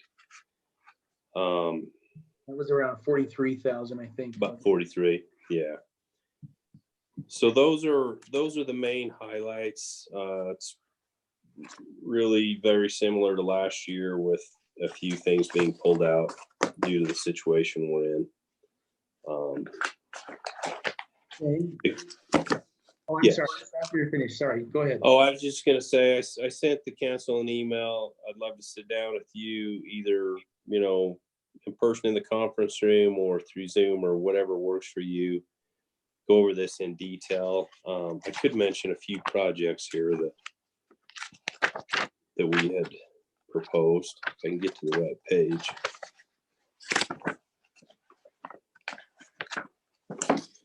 Road in parking lot being one of them. What was that again, Troy? Maybe the road into the Lambert parking lot being one of them. That's just, it's in kind of a catch-all item here with our street projects. So yeah, I can list it specifically. Just make a note on this. So we've got our street maintenance projects, the 800 South. We're proposing to begin to replace the water line on Hillside Circle. It's been a nightmare for us up there. The clay soils have started to eat through the pipe, and we've had multiple water main breaks, and they're usually at inconvenient times. So we do that. Again, that's not general fund money. It's from the water fund, and that fund's healthy and can sustain that project. The CUP pump station would be handled through our bond. Also the filters that are associated with that project. And then some other system improvements to get the CUP water to our high zone. And then just some other little miscellaneous things, tree trimming, the miscellaneous sewer improvements. Usually that involves lowering or raising, depending on the situation, sewer manholes throughout the city, and just small projects, maybe some little improvements to our sewer lift station. Storm drain, miscellaneous storm drain improvements. Those are just small projects that take care of little issues here or there. I did put, we haven't really talked in detail about this, but I put as a possibility, this would be a general fund project, some additional pickleball courts. And then the cemetery expansion project, Legacy Park sprinkler upgrades, re-roofing City Hall, some just miscellaneous Lambert Park improvements, and then some other trail improvements. That's basically what we have on the list at this point. Wayne, I like that we're taking the conservative approach on our revenues. I just wanted to ask, I meant to ask you earlier when we spoke, a 15% reduction in property taxes. Are we basing that on a projection that people won't be able to pay their property taxes, or that the values will go down? Where are we on that? It's more if someone's in a position that they can't pay. And Okay. My gut feel is that we're not going to be in that situation here. But just all the other cities are worried about it, and so I just put a reduction in there as kind of a worst case. Yeah, I think that is a real conservative approach. I think for the most part, people will be paying their taxes. Yeah. Okay. And then one other question I had was on our contract with ACE. I know that it's in their contract that they can have this increase. Have we approached them as a city to let them know that we may be a little bit under duress because of the COVID situation, to see if maybe we can reduce that obligation a little bit? We haven't, I guess, mainly because we are under that contract. We could approach them and see if there's something we could negotiate on that. Yeah, I can see maybe extending it out a year to give us a little bit of forgiveness this year. I know that implies that we would extend the contract as well, and I don't know where we sit on that, but it seems like they would be in a position to maybe help us with that a little bit. Okay.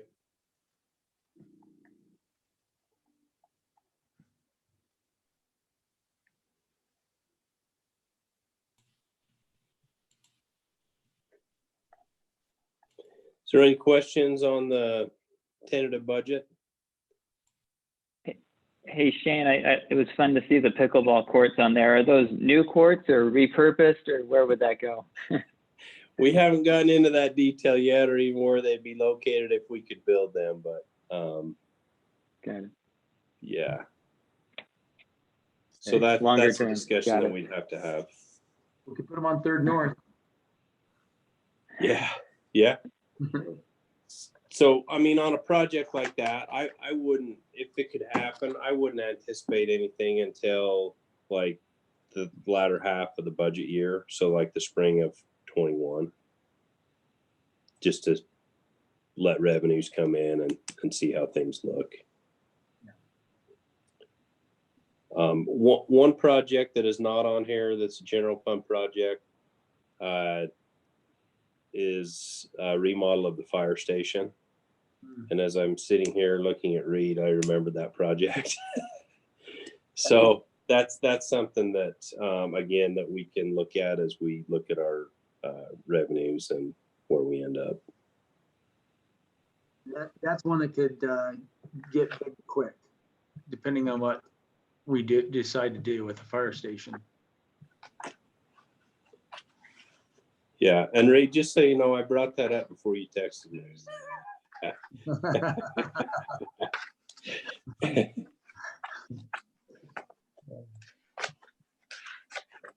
So, I mean, basically what we need to do tonight is what we'd recommend is the council accept this tentative budget. Basically, it's the starting point. This document will be made available for the public to review. And then between now and when we adopt the final budget on June 23rd, you need to set a public hearing also for that night. We would work on any tweaks or changes to the budget that are a result of our meetings, that we go over this in detail.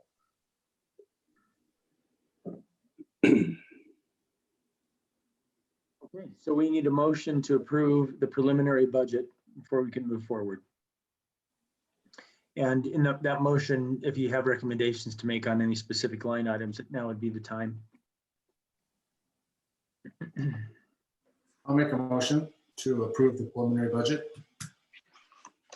No strings? No. Okay. Motion by Jason Thielen. Do we have a second? I'll second that. We can start telling you things though when we meet together with you too, can't we, Shane? Yes. Okay. Okay, any further question on the motion? All in favor, Jessica, Aye. Gordon, I did it again. Greg, Gordon, Yes.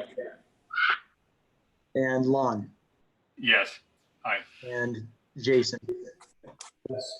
Okay, passes unanimously. Greg, you can call me Grandma from now on because I'm reminding my own grandmother, calling you the wrong name every time. It's because your name I get Gordon a lot. You're right. is the first name I see on your on the label below your screen. Or you can call me Sydney if you like, because that's what is apparently my name. Yeah. Okay, thank you all for that. Mayor, can we also just get a motion to set a public hearing for June 23rd Yes. for the fiscal year 2021 budget? Yep. Somebody like to come? I'll make a motion that we set a public hearing for June 23rd for the budget hearing. Do you have a second on the motion? I'll second. Okay, second by Jessica, motion by Lon to set a preliminary hearing. Date of, I'm sorry, the 23rd of June? Yes. Okay, all in favor, we'll just take a group vote on that. Yes. Aye. Aye. Any opposed? Motion passes unanimously. That is scheduled for June 23rd. This should be an easier time of it than we had last year. Okay, item H, cell tower compensation. Shane, do you want to take that? Yeah. So I mentioned at the last city council meeting that T-Mobile and Sprint had proposed a merger, and they're kind of re-looking at all their leases and everything to make things work. There was an option thrown at, a couple of options. One, there was a year-to-year lease payment, and the other was a lump sum. And we went back to them, kind of discussed where we're at on our dealings with Verizon on this latest cell tower issue. Talked about it. If they can go up to $24,000 a year, if we can put off any increase for the first 5 years. So they get a little bit of savings. It's still a better deal. If you look at there's a little spreadsheet in the packet there. It's still about $42,000 more than their original proposal over a 20-year period, I guess. So the proposal would be a $24,000 per year lease fee. And then on year 5, it would start going up 2% per year from then on. And the contract has, it's a 5-year lease with 5 additional renewal terms. So that, I think that's a favorable rate for where things are at today based on our negotiations with Verizon on this other tower. So that's what we would propose at this time. Okay. Jason, how do you feel about that? You like it? Lon? That seems okay. I don't know how. I know that Shane's a real good horse trader, and I'm sure he did the best he could on that one, it looks like. I definitely prefer the deal that we have right now. This year, I think it's about 29,000, but it had a pretty high escalation that I think's non-standard for this day. can they just drop and we just not, I mean, what could they do? Yeah, I think the ones that that's what they're looking at, I believe, is are there some that they can drop and not have the need for? And so that is a possibility that it could just go away altogether. Or could they co-locate on Verizon? I mean, could they buy a service from Verizon? I don't understand how that business works, but could they just drop and lease from somebody else, some other carrier? Your nationwide network works. They lease from each other, and so you can co-locate, and yeah, so without a contract, they could jump to another tower. So those are just some of my thoughts. I don't know, sounds like it's something we ought to just pursue and lock them in then for another 20 years. Yeah. Did I interrupt you? No, I think my understanding, say, of the cell tower that's been approved here at City Hall, or kind of approved, kind of on the draft end, that if there was a co-locate there, that we would get revenue from that as well. Mm-hmm. We would get revenue, but it probably wouldn't be that same rate though, right? Right. Because they would get a portion of it. Yes, that's correct. Okay. Anybody ready to make a motion on this one?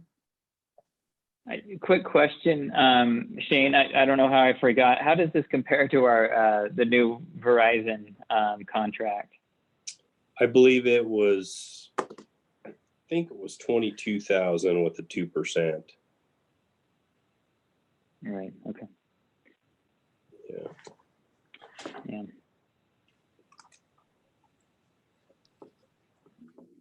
Okay. Ready for a motion?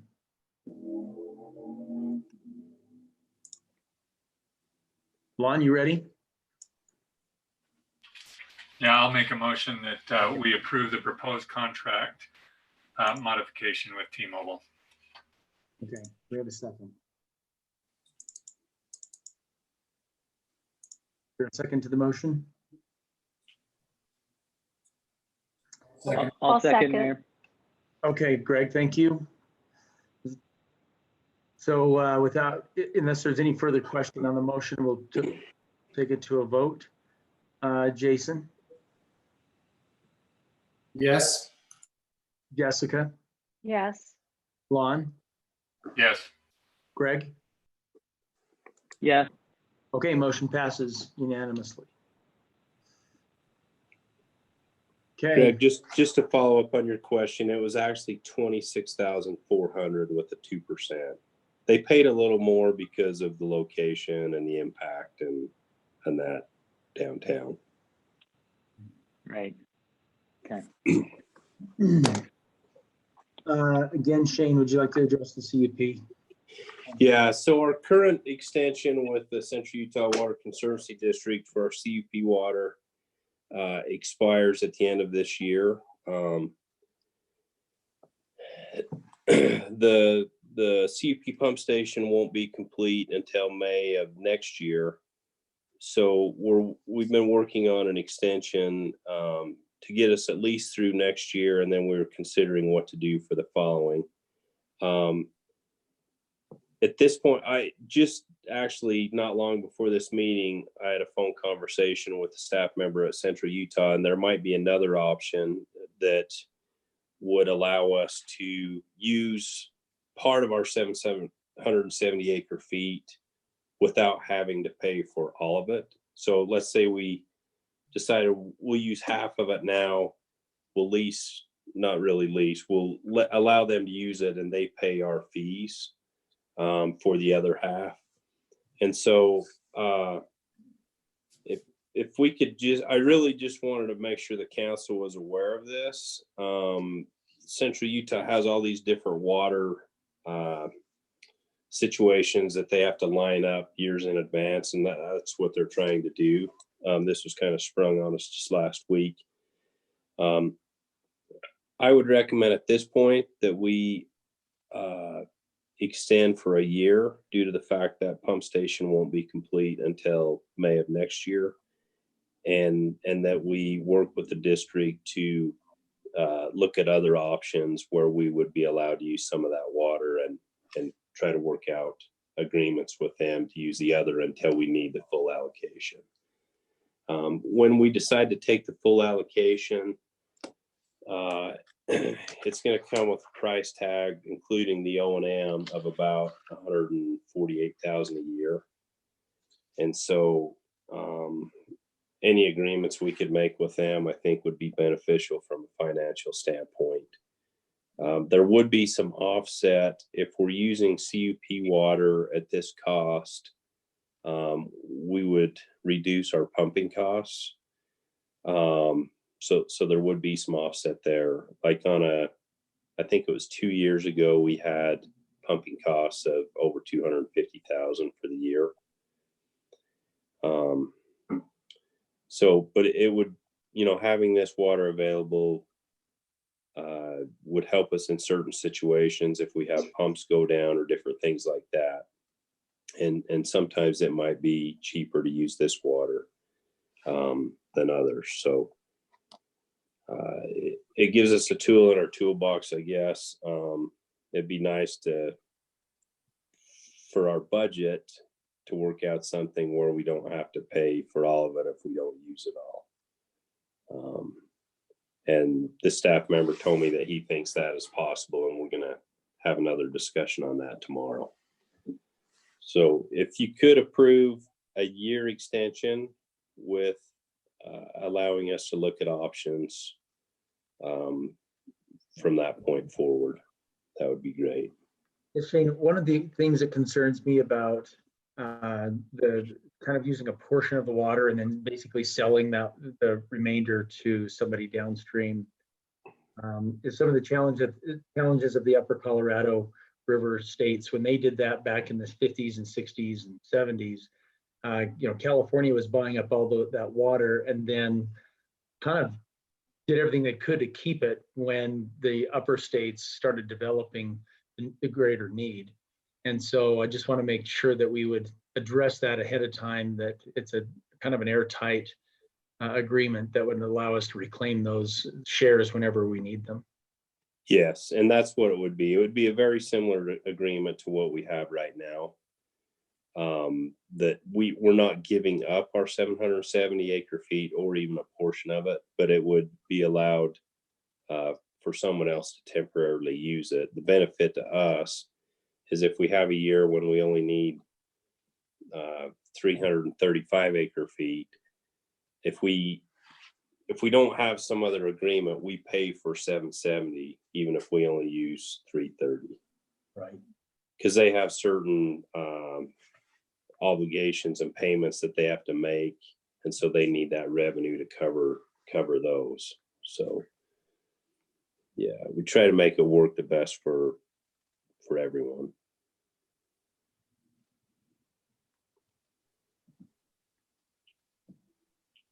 Okay. Anything further? Motions for that extension? Make a motion that we approve the extension to UWCD contract with for the CUP water.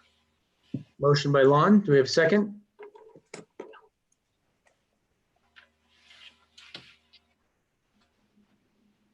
I'll second it. Okay. Motion by Lon, second by Jason. Any further discussion on the motion? Questions? All in favor, starting with Jason? Jason, yes. Lon? Yes. Greg? Yes. And Jessica? Yes. Passes unanimously. Moving on to item J. We won't take too much time on this. We kind of touched on it last meeting. I'd like to just kind of have a progressive conversation about it and start looking at and evaluating our ordinances. One of the things I feel like we need to take a good look at is where we approve from, whether it's a natural grade or improved grade. And that's come up in a building I'm familiar with. And I think Jessica had a chance to do a drive-by to take a look at that. Maybe Jessica, you could share your feelings about, the example you saw and how you interpret that to our current ordinances, and maybe. It looks like a building that should probably be in a commercial district. It doesn't, I know it meets on paper what our code sets forth, but as far as it fitting into the neighborhood, I before I went, I kind of thought, okay, this may not look great because I saw it was on the agenda, but after seeing it, I was, fairly surprised about how overwhelming and consuming it was for that little cul-de-sac to have. It's felt like a commercial grade, almost repair shop, or maybe they're going to be remodeling cars, but that's just what it feels like. So it'd be great to be able to put some stronger guidelines or framework around these kind of additions, and to stop those kind of additions from happening in the future, because it really does detract from the overall cul-de-sac and street. In this case, it's a very obtrusive building that essentially wipes out the views of several of the homes. And, we all expect something to happen on a vacant lot, but we don't expect this monolithic building that is basically, as Jessica said, doesn't really fit in the environment.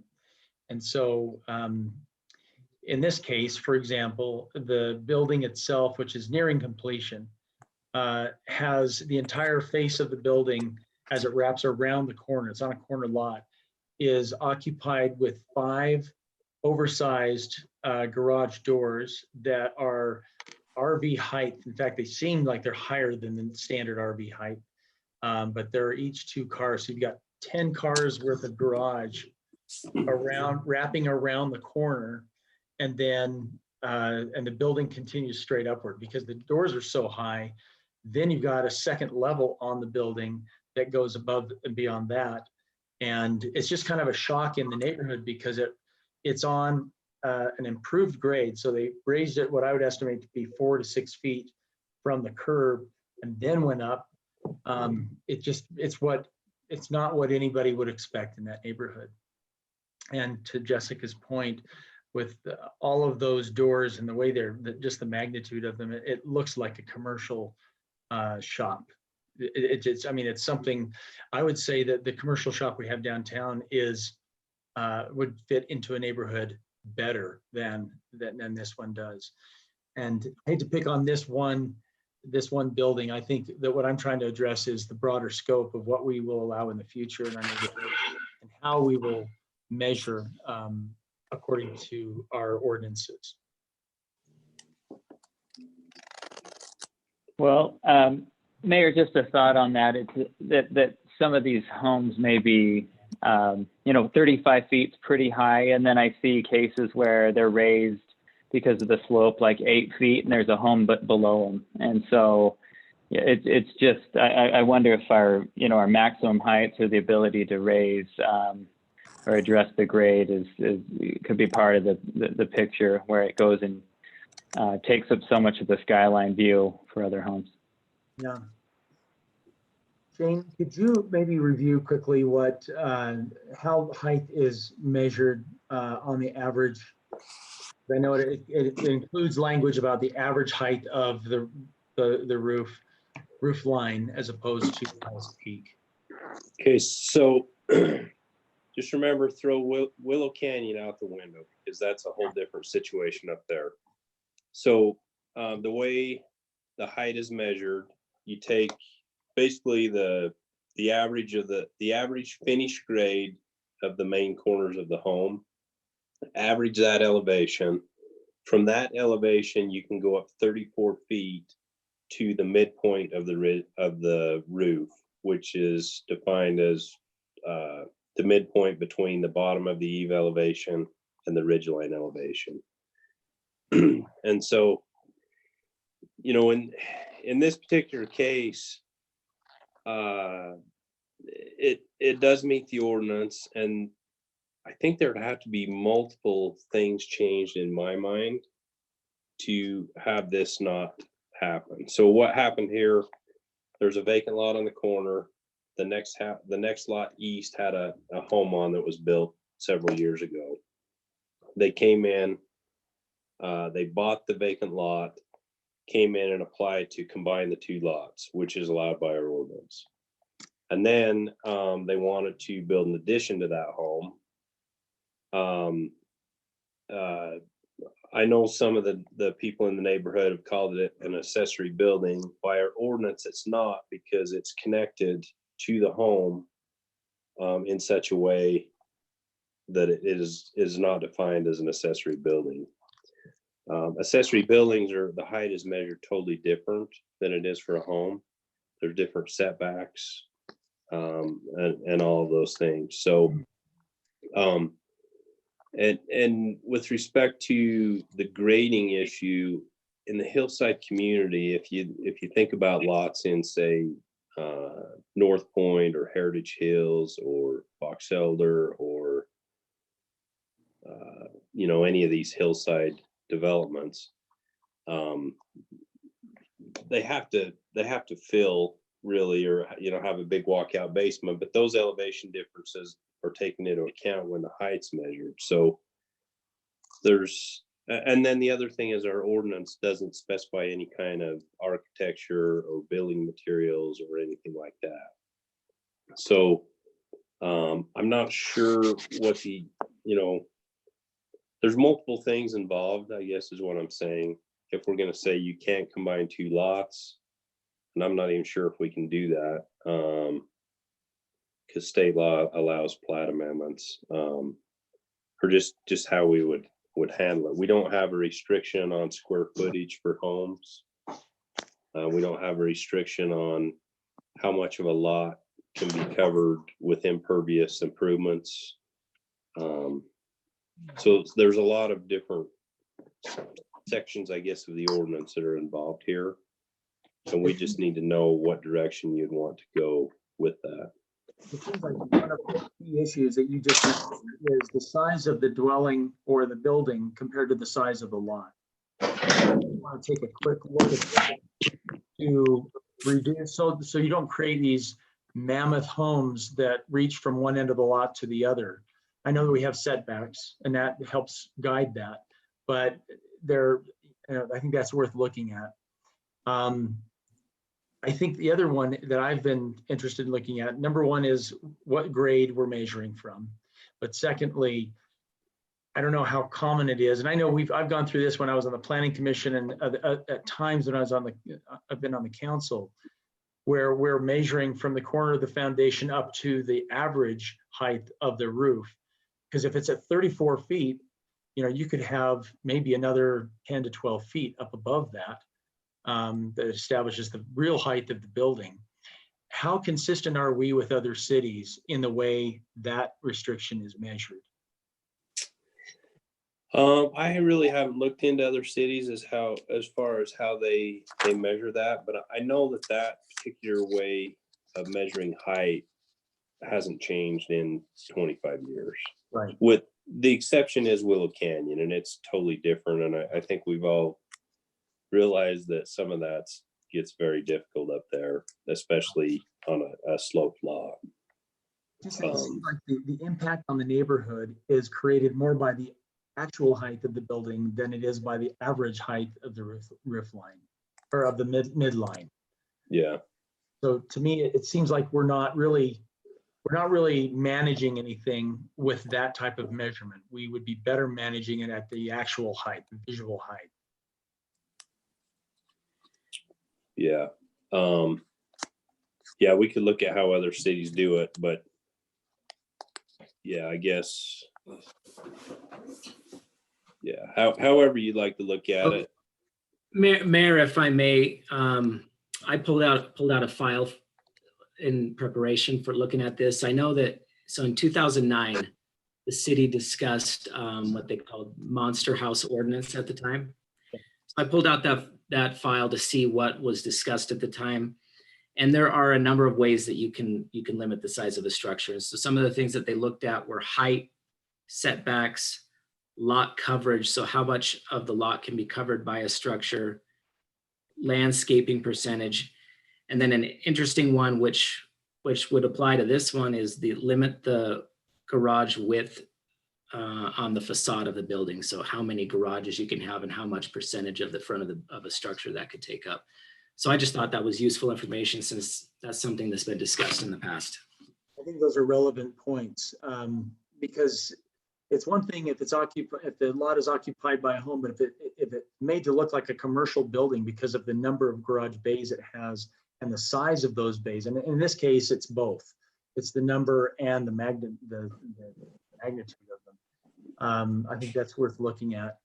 Another question I would have is, do we require, in the case where a home is on one lot and they purchase the next lot over, they build a structure that is connected to the original home. I understand why we consider that to be an expansion or an addition, but do we have a requirement that part of that addition has to be dedicated to bedrooms or living areas versus just what would otherwise be determined as an accessory building, a pool house or something else?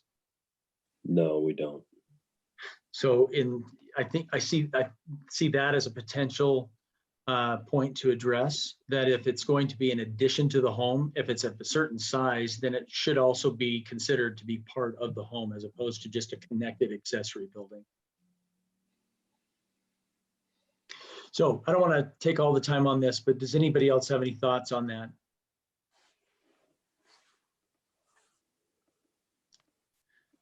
Okay. Just another thought. I know that some of the people were concerned about their views being taken away, and that's been an issue in multiple different areas with different things. I had the thought if that still was a standalone lot and somebody came in and built a 2-story house there, the height would be at least as much as what is there now. It would, have a different look and everything, but the view would be impacted if that happened. And, like in that case, we don't have anything that says they couldn't build a two-story house there, even if every other house on the cul-de-sac is a rambler. In some cases, if it's an extension of the same house on the neighboring lot, there's no gap between the two that there would normally be. Mm-hmm. So you create this monolithic building that has a different flavor than two homes together or near each other. Yeah. Would the council support having that language kind of be reevaluated by the Planning Commission and go through the process of maybe considering different ways to measure the height of a structure, the grade by which we measure, and the size of a building envelope compared to the size of the lot? Just kind of some quick feedback so we can give a direction to staff. Yeah, my thought is I think there's growing pressure to put larger homes on smaller lots, and which is very kind of antithetical to the nature of Alpine, in particular. So I think it's worthy of consideration. Particularly, there may be a couple of things that could be looked at or perhaps adjusted, is my sense. Okay, thank you. Jessica, what do you think? I'd like to see how other cities are managing this. If there's some ways that we can, well, first I'd maybe recommend everyone drive by so you kind of get a better understanding of what it is that could potentially be next door to you. And so once you see that, I think you might want to see some options, how our community, can really make sure that we keep the intention of what Alpine is supposed to be. Yeah. Okay. Lon, what are your thoughts? Well, I've always wondered why people will move in wanting an open view of things and have big, large lots and then build pool houses and homes so big that it covers the whole lot. So I don't know how you address that. It's their property. They can build on it, whatever the ordinance says, but it confuses me to think that they move to an open area, want some openness, and then build the whole thing full. Yeah. Yeah, I think we have several examples in town that we can look to.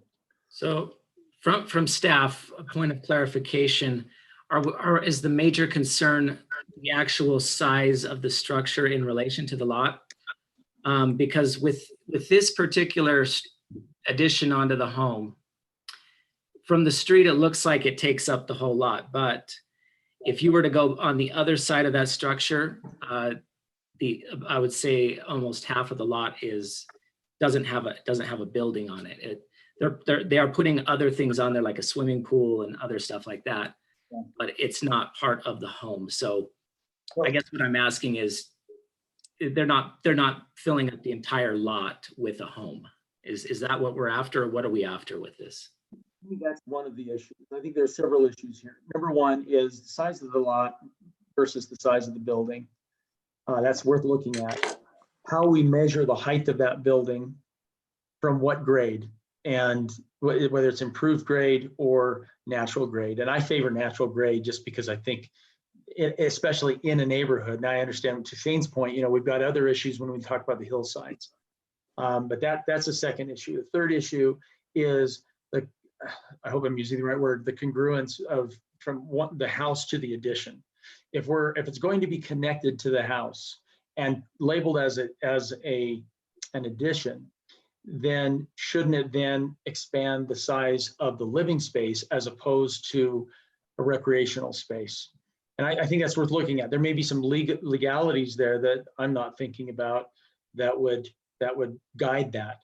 But in some cases, you see not just a pool house, but a gigantic addition that creates this giant monolithic building.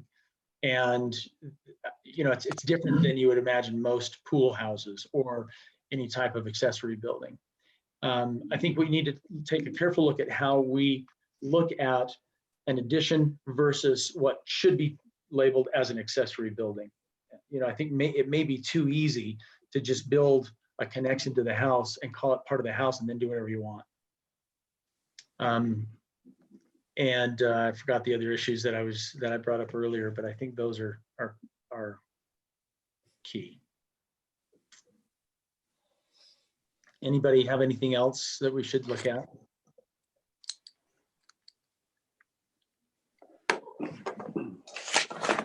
Okay, let's start there.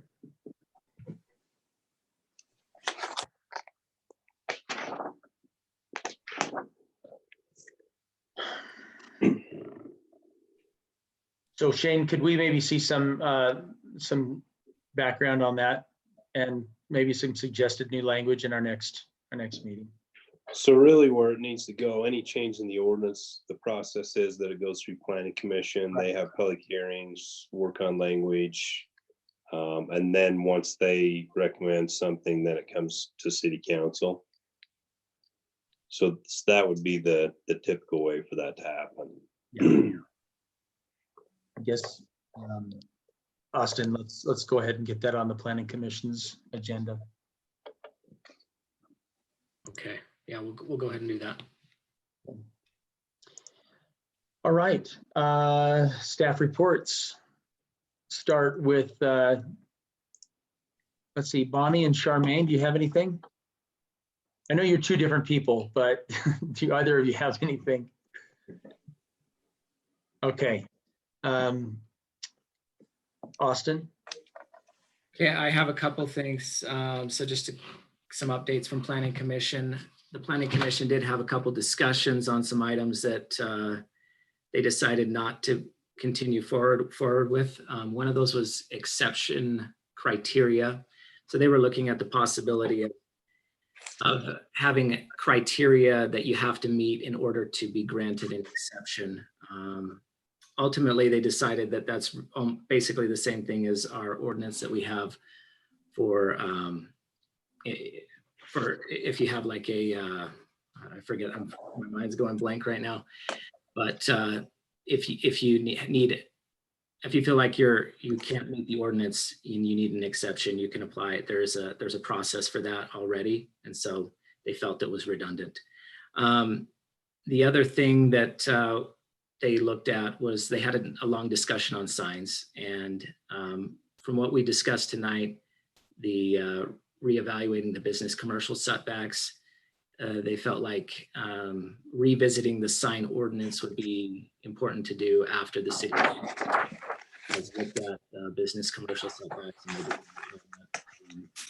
if buildings are closer to Main Street, they felt like maybe we need to relook at that. So those are a couple of things. And then finally, I have one other item. So we've been approached by the city's been approached by the Bangaters that own the large Bangater property as you enter Alpine on Alpine Highway. And they are willing to, they're eager to work with the city to look at that property and see what the city would like to see done with that property. And so basically they would like us to kind of, what does the city see for the future of that property? And those are the things that I have. Okay, thanks, Austin. And Shane and I have had some conversations about that as well. And I think I have with individual council members. I would like to see a blended use of that area. I think that's a nice opportunity to get some commercial residential blend and maybe a little bit of open space along with it to create kind of a nice center for Alpine, a new center. But would love to hear feedback on that from the rest of the council. Okay, thank you, Austin. David, did you have anything? No, not unless you've got some questions on something. Okay. Any questions for David? Okay. Mayor, did you want David to address the ad hoc committee? Oh, thank you. Question. Thank you. Yes, there was a question that came up earlier, and David, I remember going through this conversation on the council when we were talking about ad hoc committees and record keeping and reporting and those kinds of things. And we kind of eliminated some of the committees we had because we weren't equipped to facilitate to the state's guidelines. Can you maybe give us a breakdown of that? Yes, I can. And of course, it depends on what you mean by an ad hoc committee. Yeah. I can tell you that the Open and Public Meetings Act defines public body, and it defines it to include any body that consists of 2 or more persons. If the body is created by resolution, ordinance, statute, constitution, law, if the body is supported by public funds, and if the body has some authority to do the public's business, even advisory authority. So if by a resolution or an ordinance you create a committee like your trail committee or your historic cemetery committee like we used to have, or any other committee that's officially created, then that committee is a public body and is going to have to comply with the Open and Public Meetings Act, which means notice of its meetings, public invited, minutes, recording, the whole shebang. If you create just what I would think ad hoc committee is, if the mayor says, I'm going to have an ad hoc budget advisory committee to work on with us on this 2020 budget, is going to meet a couple of weeks and come back with us. And it really is ad hoc, not official, no real power, and it's just that, then you're probably all right. But I don't think that's what you're referring to. I think that you're actually talking about an ongoing committee. And if it's an ongoing committee that's going to be created somehow and given some authority, then they will have to meet the minimum open meetings requirements. So if I'm hearing you right, and I kind of reviewed this in my mind because it's been probably 7 or 8 or 9 years since we had that discussion. But if it's a temporary committee where money is not spent and legislative decisions are not made, you can do an ad hoc committee, but it has to be short-lived It has to be for a specific purpose, and it cannot involve city finance. Is that correct? Well, it depends on what you're going to do. I mean, yeah, I mean, if they have no authority, if they have no power, if they haven't been really created and they're not going to last very long, then you don't have to comply with the Open and Public Meetings Act. Okay. But I don't know why anybody would do that. I mean, there may be a few things you would do that for, but so that leads me to my next question, and maybe for Shane, how are we noticing and recording our Trails Committee meeting?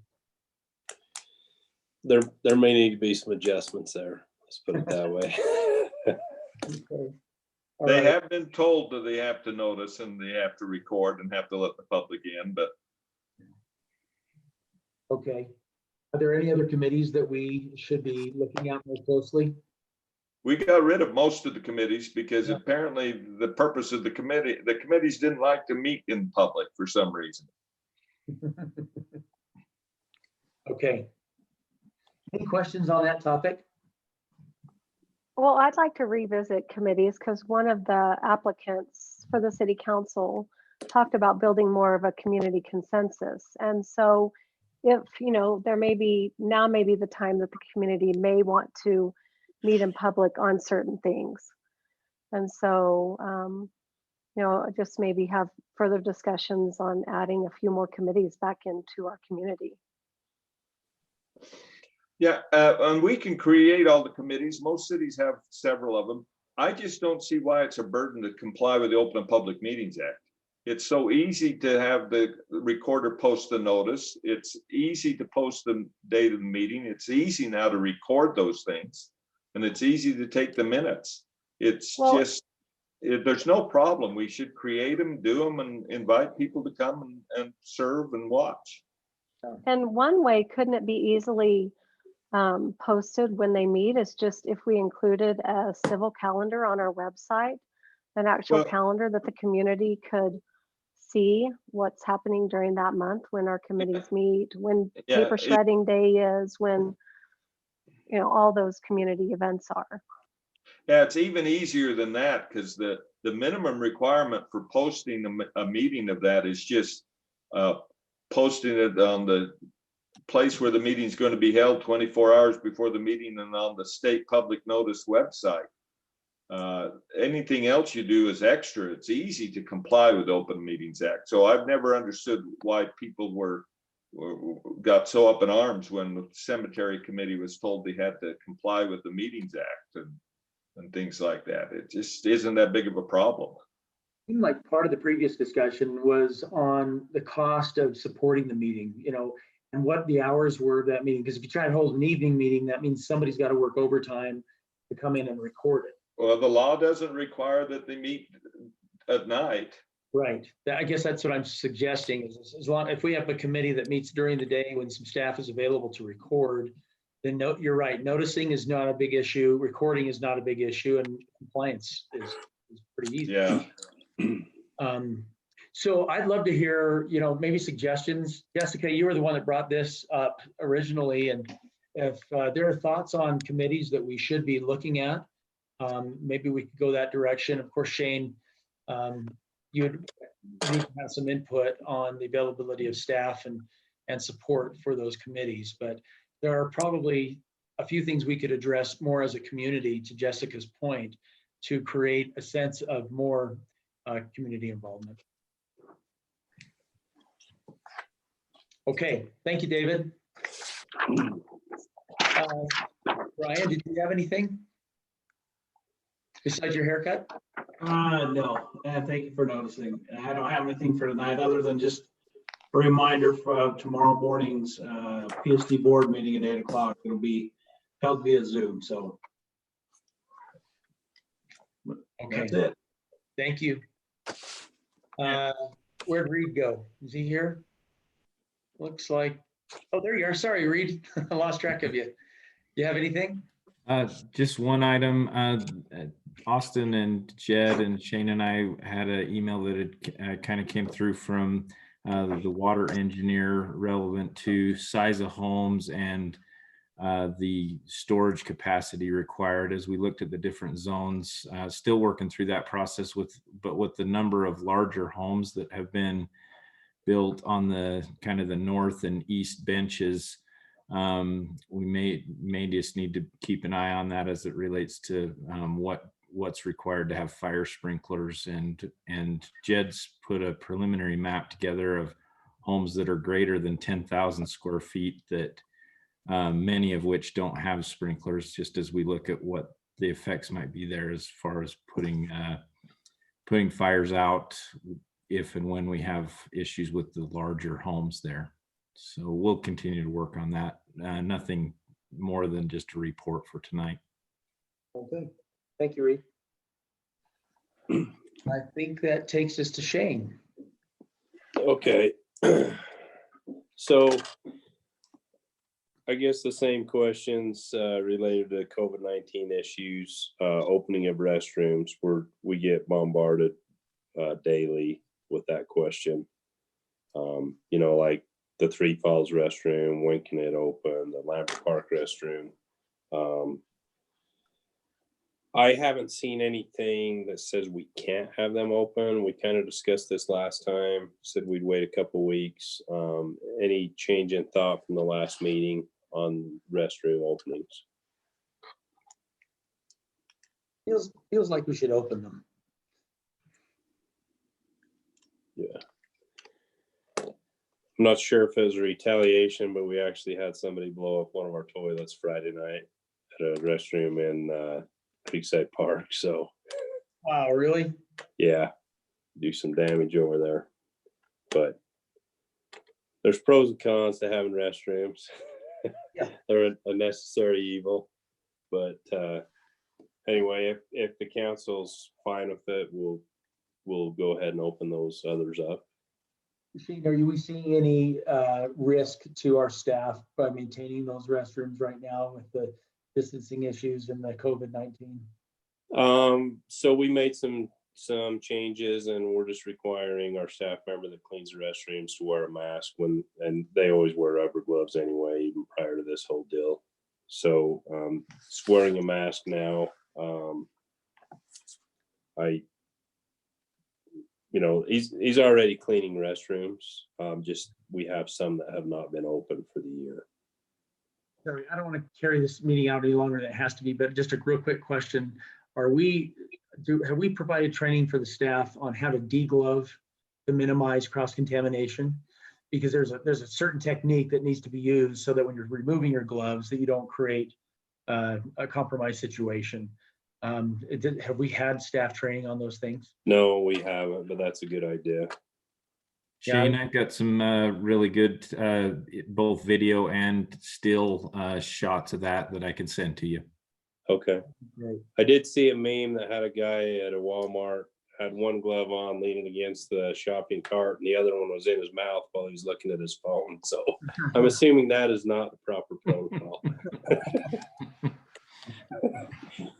So we'll get with Chief Thompson on that. Still, I think until we move into the yellow phase, team sports is out by my reading of the governor's order. And practices, correct? There is a statement in there that says, I've got it here. Why do you bring that up, Shane? I'm going to correct myself. We did talk about that in the mayor's meeting yesterday, that distancing can be practiced on the practice field as long as the drills are being run appropriately, but the game cannot because of the contact. And I'm speaking of soccer. And I think it's 10 feet apart, I think is what the reg said, Shane. Yeah, it says do not engage in sporting activities requiring teammates or opponents to be closer than 10 feet from one another. Okay. So that's one bullet point. The next one, skills development and conditioning activities are allowable under social distancing guidelines. I'm assuming that's practice. The next item, staff must disinfect all equipment after each use. So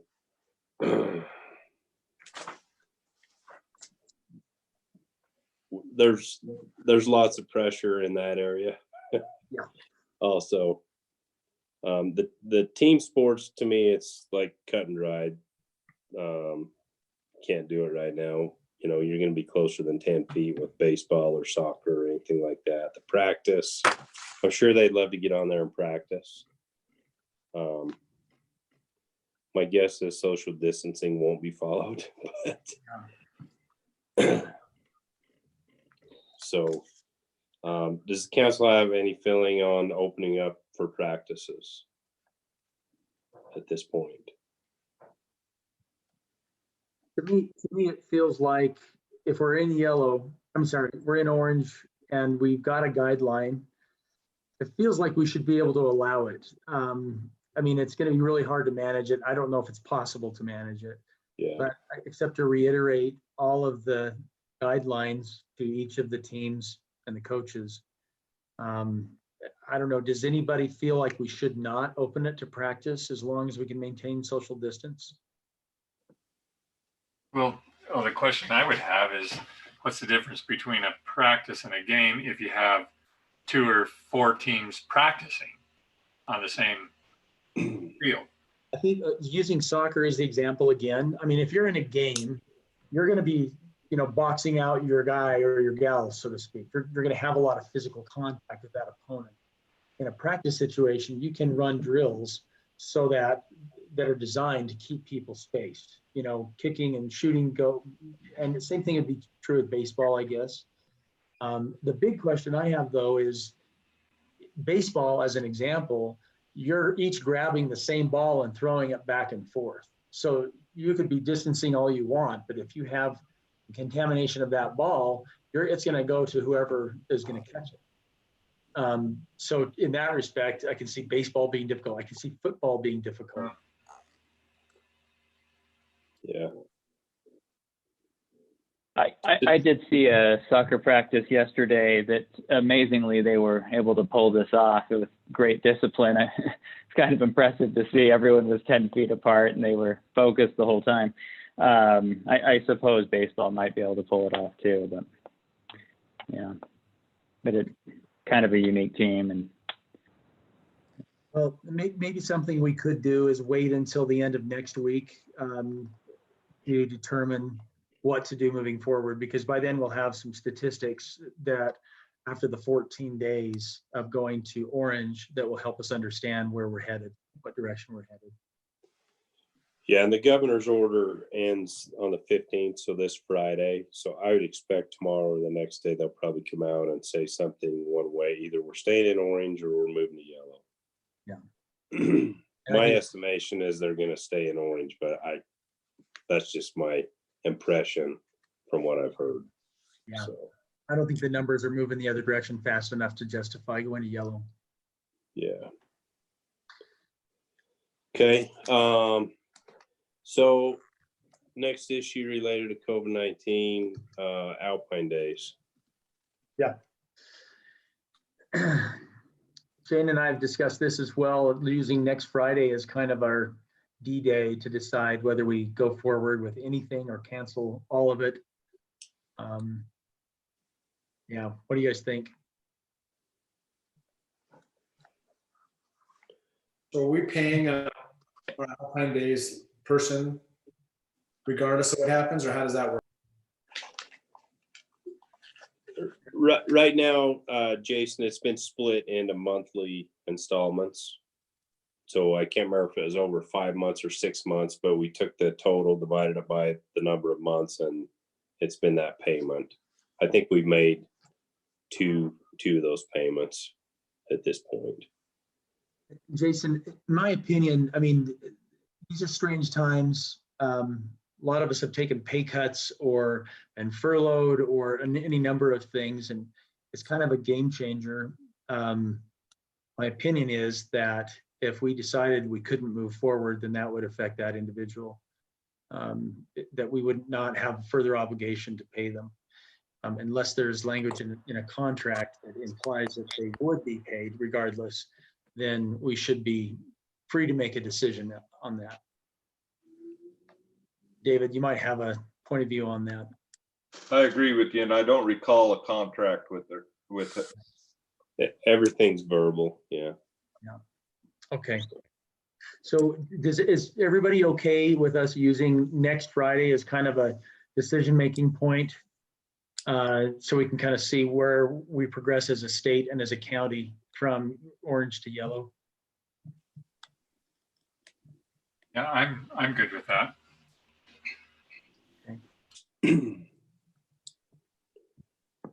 And just a thought, later in the year, for example, I haven't heard this directly from American Fork, but what I understand is they've canceled still days, but they're going to have a big fireworks show. And so maybe something later in the year or something, some event on a much smaller scale would be a possibility if you wanted to do something like that. Yeah, we had a conference call yesterday with all the Utah County mayors, and a good portion of them have either canceled or scaled back so far to something like that, like a one event firework display or something else. There are a few that are hanging on. Some of those that are in our same time frame for their celebrations have decided to postpone or cancel.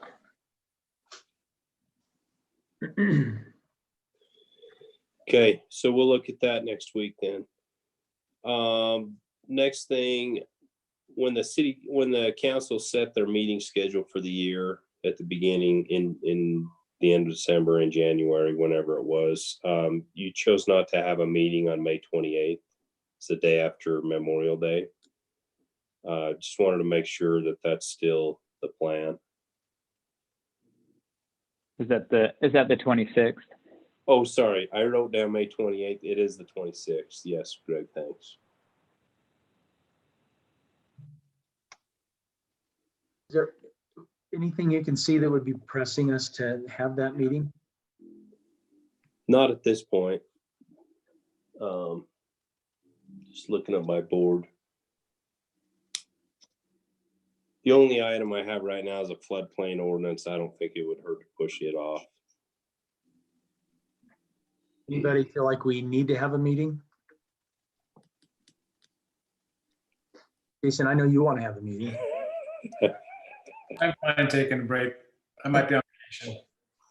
Yeah, I think it's pretty safe to guess that people are either going to be tired from the trip they took on Memorial Day or still on the trip they took for Memorial Day. So I'd favor keeping the schedule as it's been outlined. Okay, that's what we'll plan on. Last thing I have, Charmaine's probably her official retirement date is June 15th. So she'll be around the rest of this month, and then maybe not so much for that last little bit. But we'd like to publicly thank her for all of her work and the 30 years of service to the city. And we're trying to figure out some kind of a get together under our guidelines and regulations, but we'll have something even if we all have to be 6 feet apart. So we'll get the details out on that. That's great. And thanks to Bonnie. She's picked up things very well, and we're excited to have her on board. Great stuff. Thank you, Shane. Lon, do you have anything? Yes, Shane, give me that invite for the meeting in the morning. Yeah, I emailed Laurie already. I'll forward what I have, but I don't know if it will work for you. But she should see that email and send that to you. So. All right, and then I had a concerned citizen on Allegheny that it's a speed track. Of course, every area has its own speedway, but they're concerned that there's not even any posted speed limit signs as it comes off of Canyon Crest going on to Allegheny there, running east and west. And I don't know if it's mild now as far as that park at the end, McTier Park. It's when that thing is going and there's people going to play on the field. that the traffic really gets moving fairly quick there. But anyway, just I told her I'd bring it up and maybe have a look at that. As far as it's basically the cutoff or the cut through from Canyon Crest over to the highway, and that's where people will make that cut around, and they speed pretty quick because it's a long straight shot. Yeah. You know, in most local residential streets like that, we don't put speed limit signs up, but we can. It's, you know, the state law is the 25 if it's not posted. We can put one up there. Right. And I suggested she get with Julie Beck and get a sign, commit to the limit, and stick that in her yard for a few days and each week and see what that helps with. Because there's nobody down in that neighborhood that has one of those little signs that, but anyway, let's look at that just as it enters the neighborhood or as it makes the curve right there and it hits the straightaway. Anyway, thank you. That's all. Thank you, Lon. Jessica, do you have anything? See, did we come up with a solution or have more context around the information shack, people's stopping people in the road? Like, is there a solution around that, or how is that going to be addressed? Are you talking about the Fort Canyon Road? Yeah, that Three Falls, where over the weekend or at whatever time someone authoritatively comes out and addresses people driving through. So I can tell you that today, and David, I'd love to hear you chime in on this, but I went up there today to kind of test it to see what would happen. And there's two young guys, you know, probably teenagers, in the booth. And as I rounded that corner to go past the guard shack, they stuck their hand out to stop me. I was planning to stop anyway, but in this case, they asked me to stop. And, you know, I asked them, I just kind of quizzed them, you know, why would you stop me, and why, what is it you're trying to accomplish, and who authorized you to stop traffic? Because it had been reported earlier that they were implying that it was either a private road or would soon become a private road, and that there may be a gate installed, and any number of things was being said, but it was all coming from the security company that has been asked to flag people down. And so, and David, I hope this is okay, but I told them that they were to tell their supervisors that they are not to stop traffic. They have no legal right to do that, and that there is complete public access to the road, as well as the open space that is throughout that area. And I told them they could use my name if they wanted to in reporting back to their supervisors. So, David, what's your thought? I think you're accurate. I think that we shouldn't allow any private entity people to do any traffic control on the road without specific permission and understanding. We need to talk to whoever pays for them. I don't know if it's the HOA up there or if it's still the developer's company, and tell them that that's inappropriate and that we're not going to allow them to do that. They ought to understand that. As long as it remains a through road and we don't have a stop sign there, they shouldn't be doing any traffic control. I did notice that a bag had been put over the stop sign that was not authorized in the first place, to Shane's point in our last meeting. But how difficult would it be to construct a letter addressed to, I don't know who, the developer or the security company or both, indicating that they do not have the legal authority to stop traffic? No, it's not hard to do it. I'm happy to send it to whoever is doing it. I don't know how they're set up there now. I imagine it's an HOA that's running the show eventually, but I don't know if that's on yet. But if that remains our position, which I believe it is, that that's an open public road, that we're in charge of the traffic control devices, and until there's a stop sign there, they're not to be stopping traffic. I'd like to get that letter produced and reiterate the fact that it is and will remain a public access road, and that there is public use in that the public is invited to use the road, because it seems like they're trying to create the impression that, you know, it's to their discretion that you're allowed up there. And I think people are wondering which way is right. And I'd like to, Shane, probably make an announcement in the newsletter to address that in a kind of a softer way, that, you know, we welcome people to visit that area on the public access, but to respect private property as well. Okay. Jessica, did that get to what you're asking about? Yeah, we just didn't kind of have I didn't know which way that was going to go or what the solution was. Yeah. So I don't have anything else. Okay, great. Thank you. Jason? Maybe just to follow up, I didn't have anything, but maybe just to follow up what Jessica was saying. They put the bag over the stop sign, but that stop sign, if I understand correctly, is on the city easement. I guess we have 12 feet on both sides of the road. And that, can't we just remove that stop sign? Yeah. And who would remove that stop sign? I mean, it seems like it would be just a city thing. Yeah, we could, or we could ask them to take it down. Either way. Can we like tell them to take it down, or we'll remove it in 2 weeks? Or if, I don't know.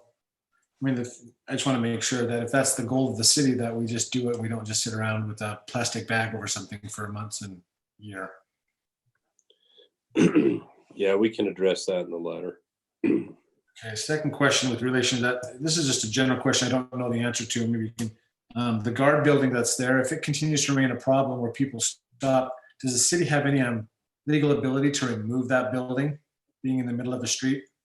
I mean, just wondering what the city's capabilities are with the building that's been built in the middle of the street like that. Maybe that's for our attorney. I'll look and see. I'm not sure it's built in the public right of way, but I can't remember. Can you remember, Shane? No, I can look real quick. I think it is, but I'll have to double check that. Yeah, I can. I know it was discussed at the time and when they put it on, and I mean, it looks nice. There's nothing wrong, but if it continues to be a problem where it's actually causing our citizenry to be angry, I mean, my concern is right now this is making people angry, and it actually could cause more problems up there for their development, just with a bunch of people infighting and angry about the whole thing, where I don't think it needs to be. So again, no desire to move the guard building, to be honest with you. I just want to know if this remains a problem, if the city does have the ability to do so. It does seem that the building, especially when it's occupied by people, implies that you need to stop. And the natural assumption of anybody going into that area feels like obligation to stop and check in because there's somebody occupying the booth. And I think that was the intent of it. The question is, when people stop and ask a question, is what they tell them. That's really the key. I mean, I think to keep the peace in the neighborhood up there, we want people to stop and ask directions if they're looking for directions to the public places and the public things, or an address. But we certainly don't want anybody in there to be doing more than giving information, which was what I recall was represented at the time, was the purpose of it. And again, to Troy's point, I had a number of individuals come over and talk to me this week about it. So I just drove up there today, and they stood out in front and stopped my car and asked which lot I owned. And I said I didn't own one. And they told me to pull around and park over in the Downs Park. I said, isn't this a through street? And they said, no. I said, can I drive through? And there's no parking, street parking, they told me. I'm like, it was really rather frustrating, because what I was being told was complete lies. I do know they then called they've called the police on a number of individuals, and Brian's policeman went up there. And the problem really isn't with the people they're calling them on. It's really the individual. So I went there and went back around and got my wife, and we wanted to try it again. And there was a policeman that they had called up there to check on it. I don't know what the policeman told them, but hopefully the policeman told them this is a through road. It's a public road. You can't. Jason, That's what they told me, is that the officer informed them that they are not allowed to stop traffic. Brian, you may want to add to that. I don't know if you're aware of that call tonight. So I'm not aware of that call, that particular call today. We have talked to our officers about that being a public road, and it is a through street. I just sent myself a reminder to reiterate that to our new guys that are our officers that are there, so we don't have an issue. So we do get calls up there that are unnecessary in nature, simply because nobody's doing anything wrong. So. Yeah, and I think that's the problem, is there's the implication that something is wrong when people go up there.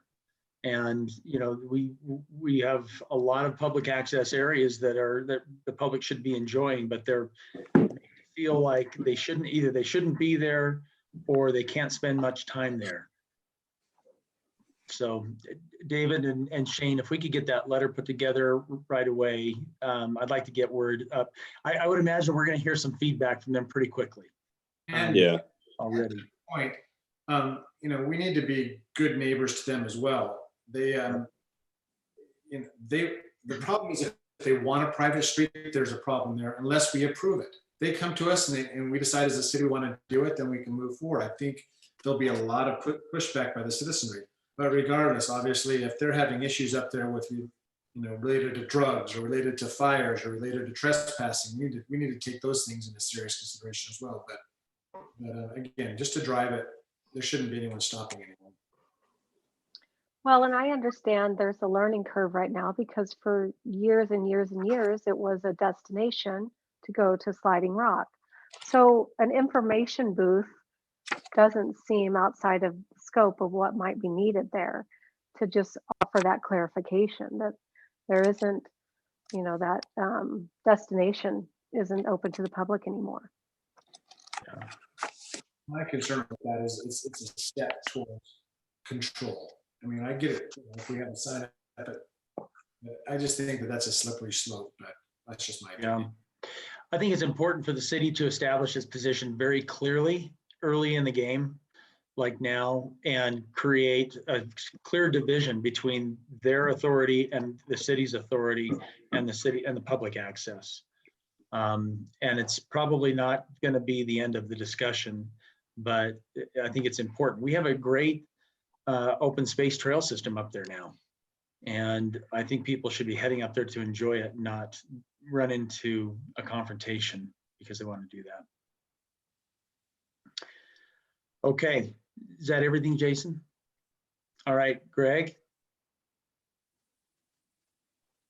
I got fiber internet installed at my house this last week, which was interesting and good product, good price. It might be a nice thing to have in more parts of the city.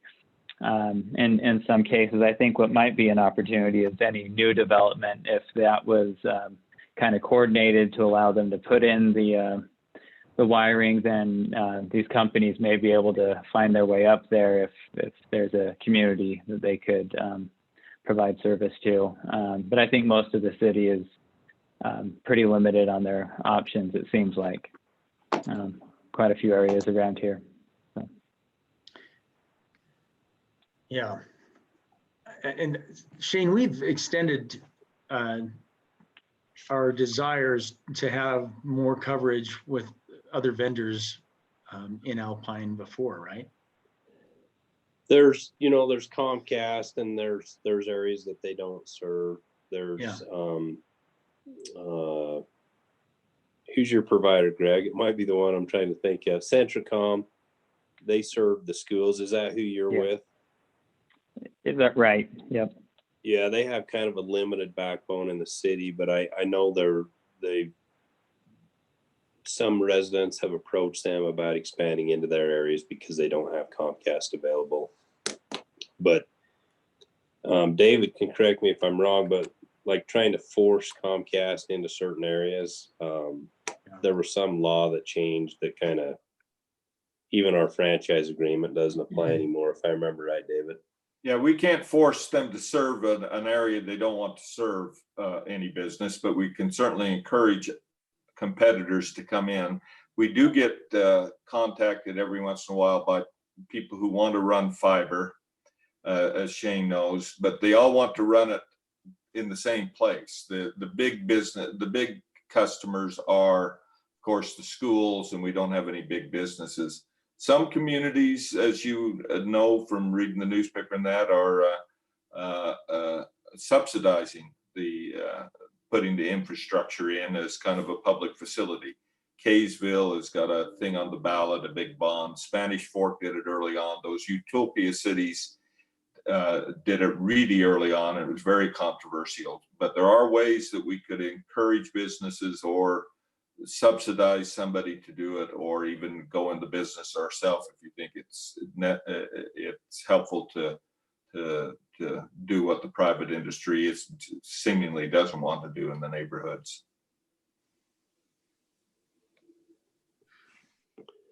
This COVID-19 thing's really brought some of that to the forefront with people working from home and things. There's been some frustrated people that don't have adequate internet access, and maybe that's where you were at, Greg. Yeah, I'm sure everyone's thinking that way. Yeah, that's right.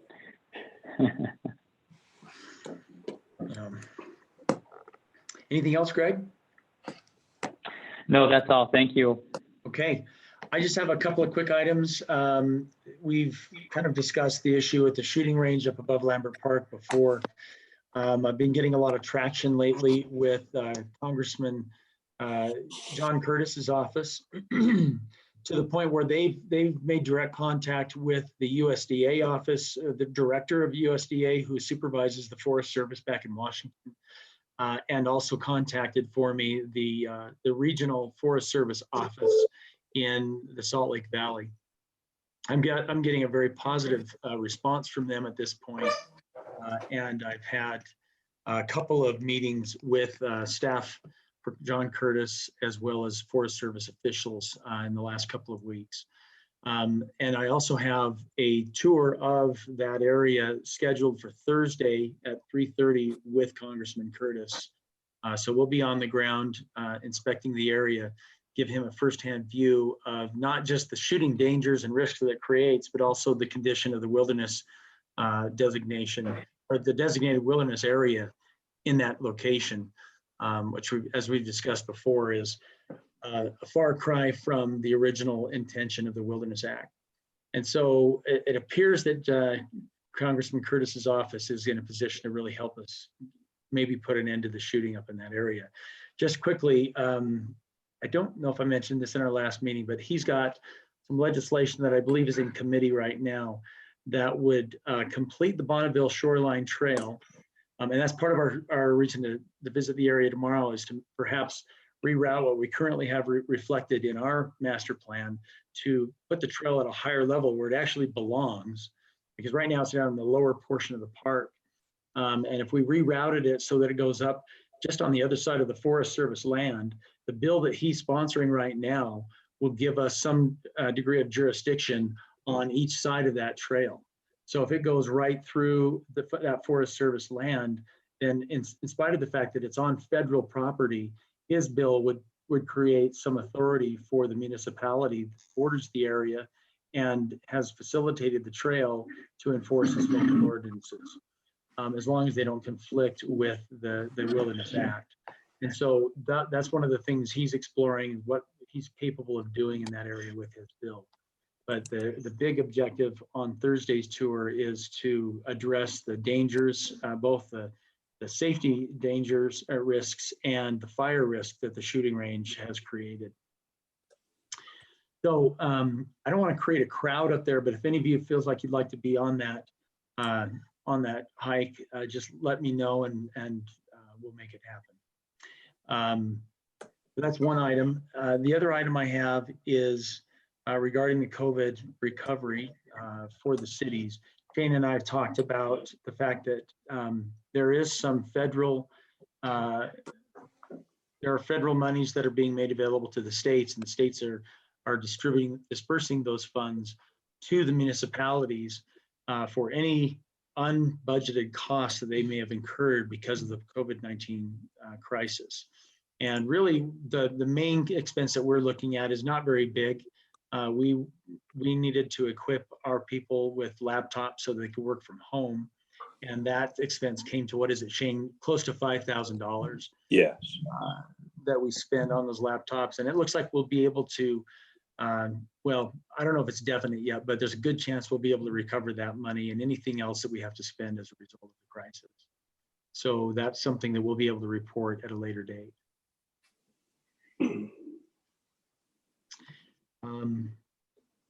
I think there was one other item, but I forgot what it is. So that's all I have. Anybody would like to motion to adjourn? So moved. Okay. Second. Okay. All in favor? Aye. Aye. Aye. Okay. I didn't hear any opposed. Good night, everybody. Thank you. Good night. Appreciate it. Good night. Thanks. Good night.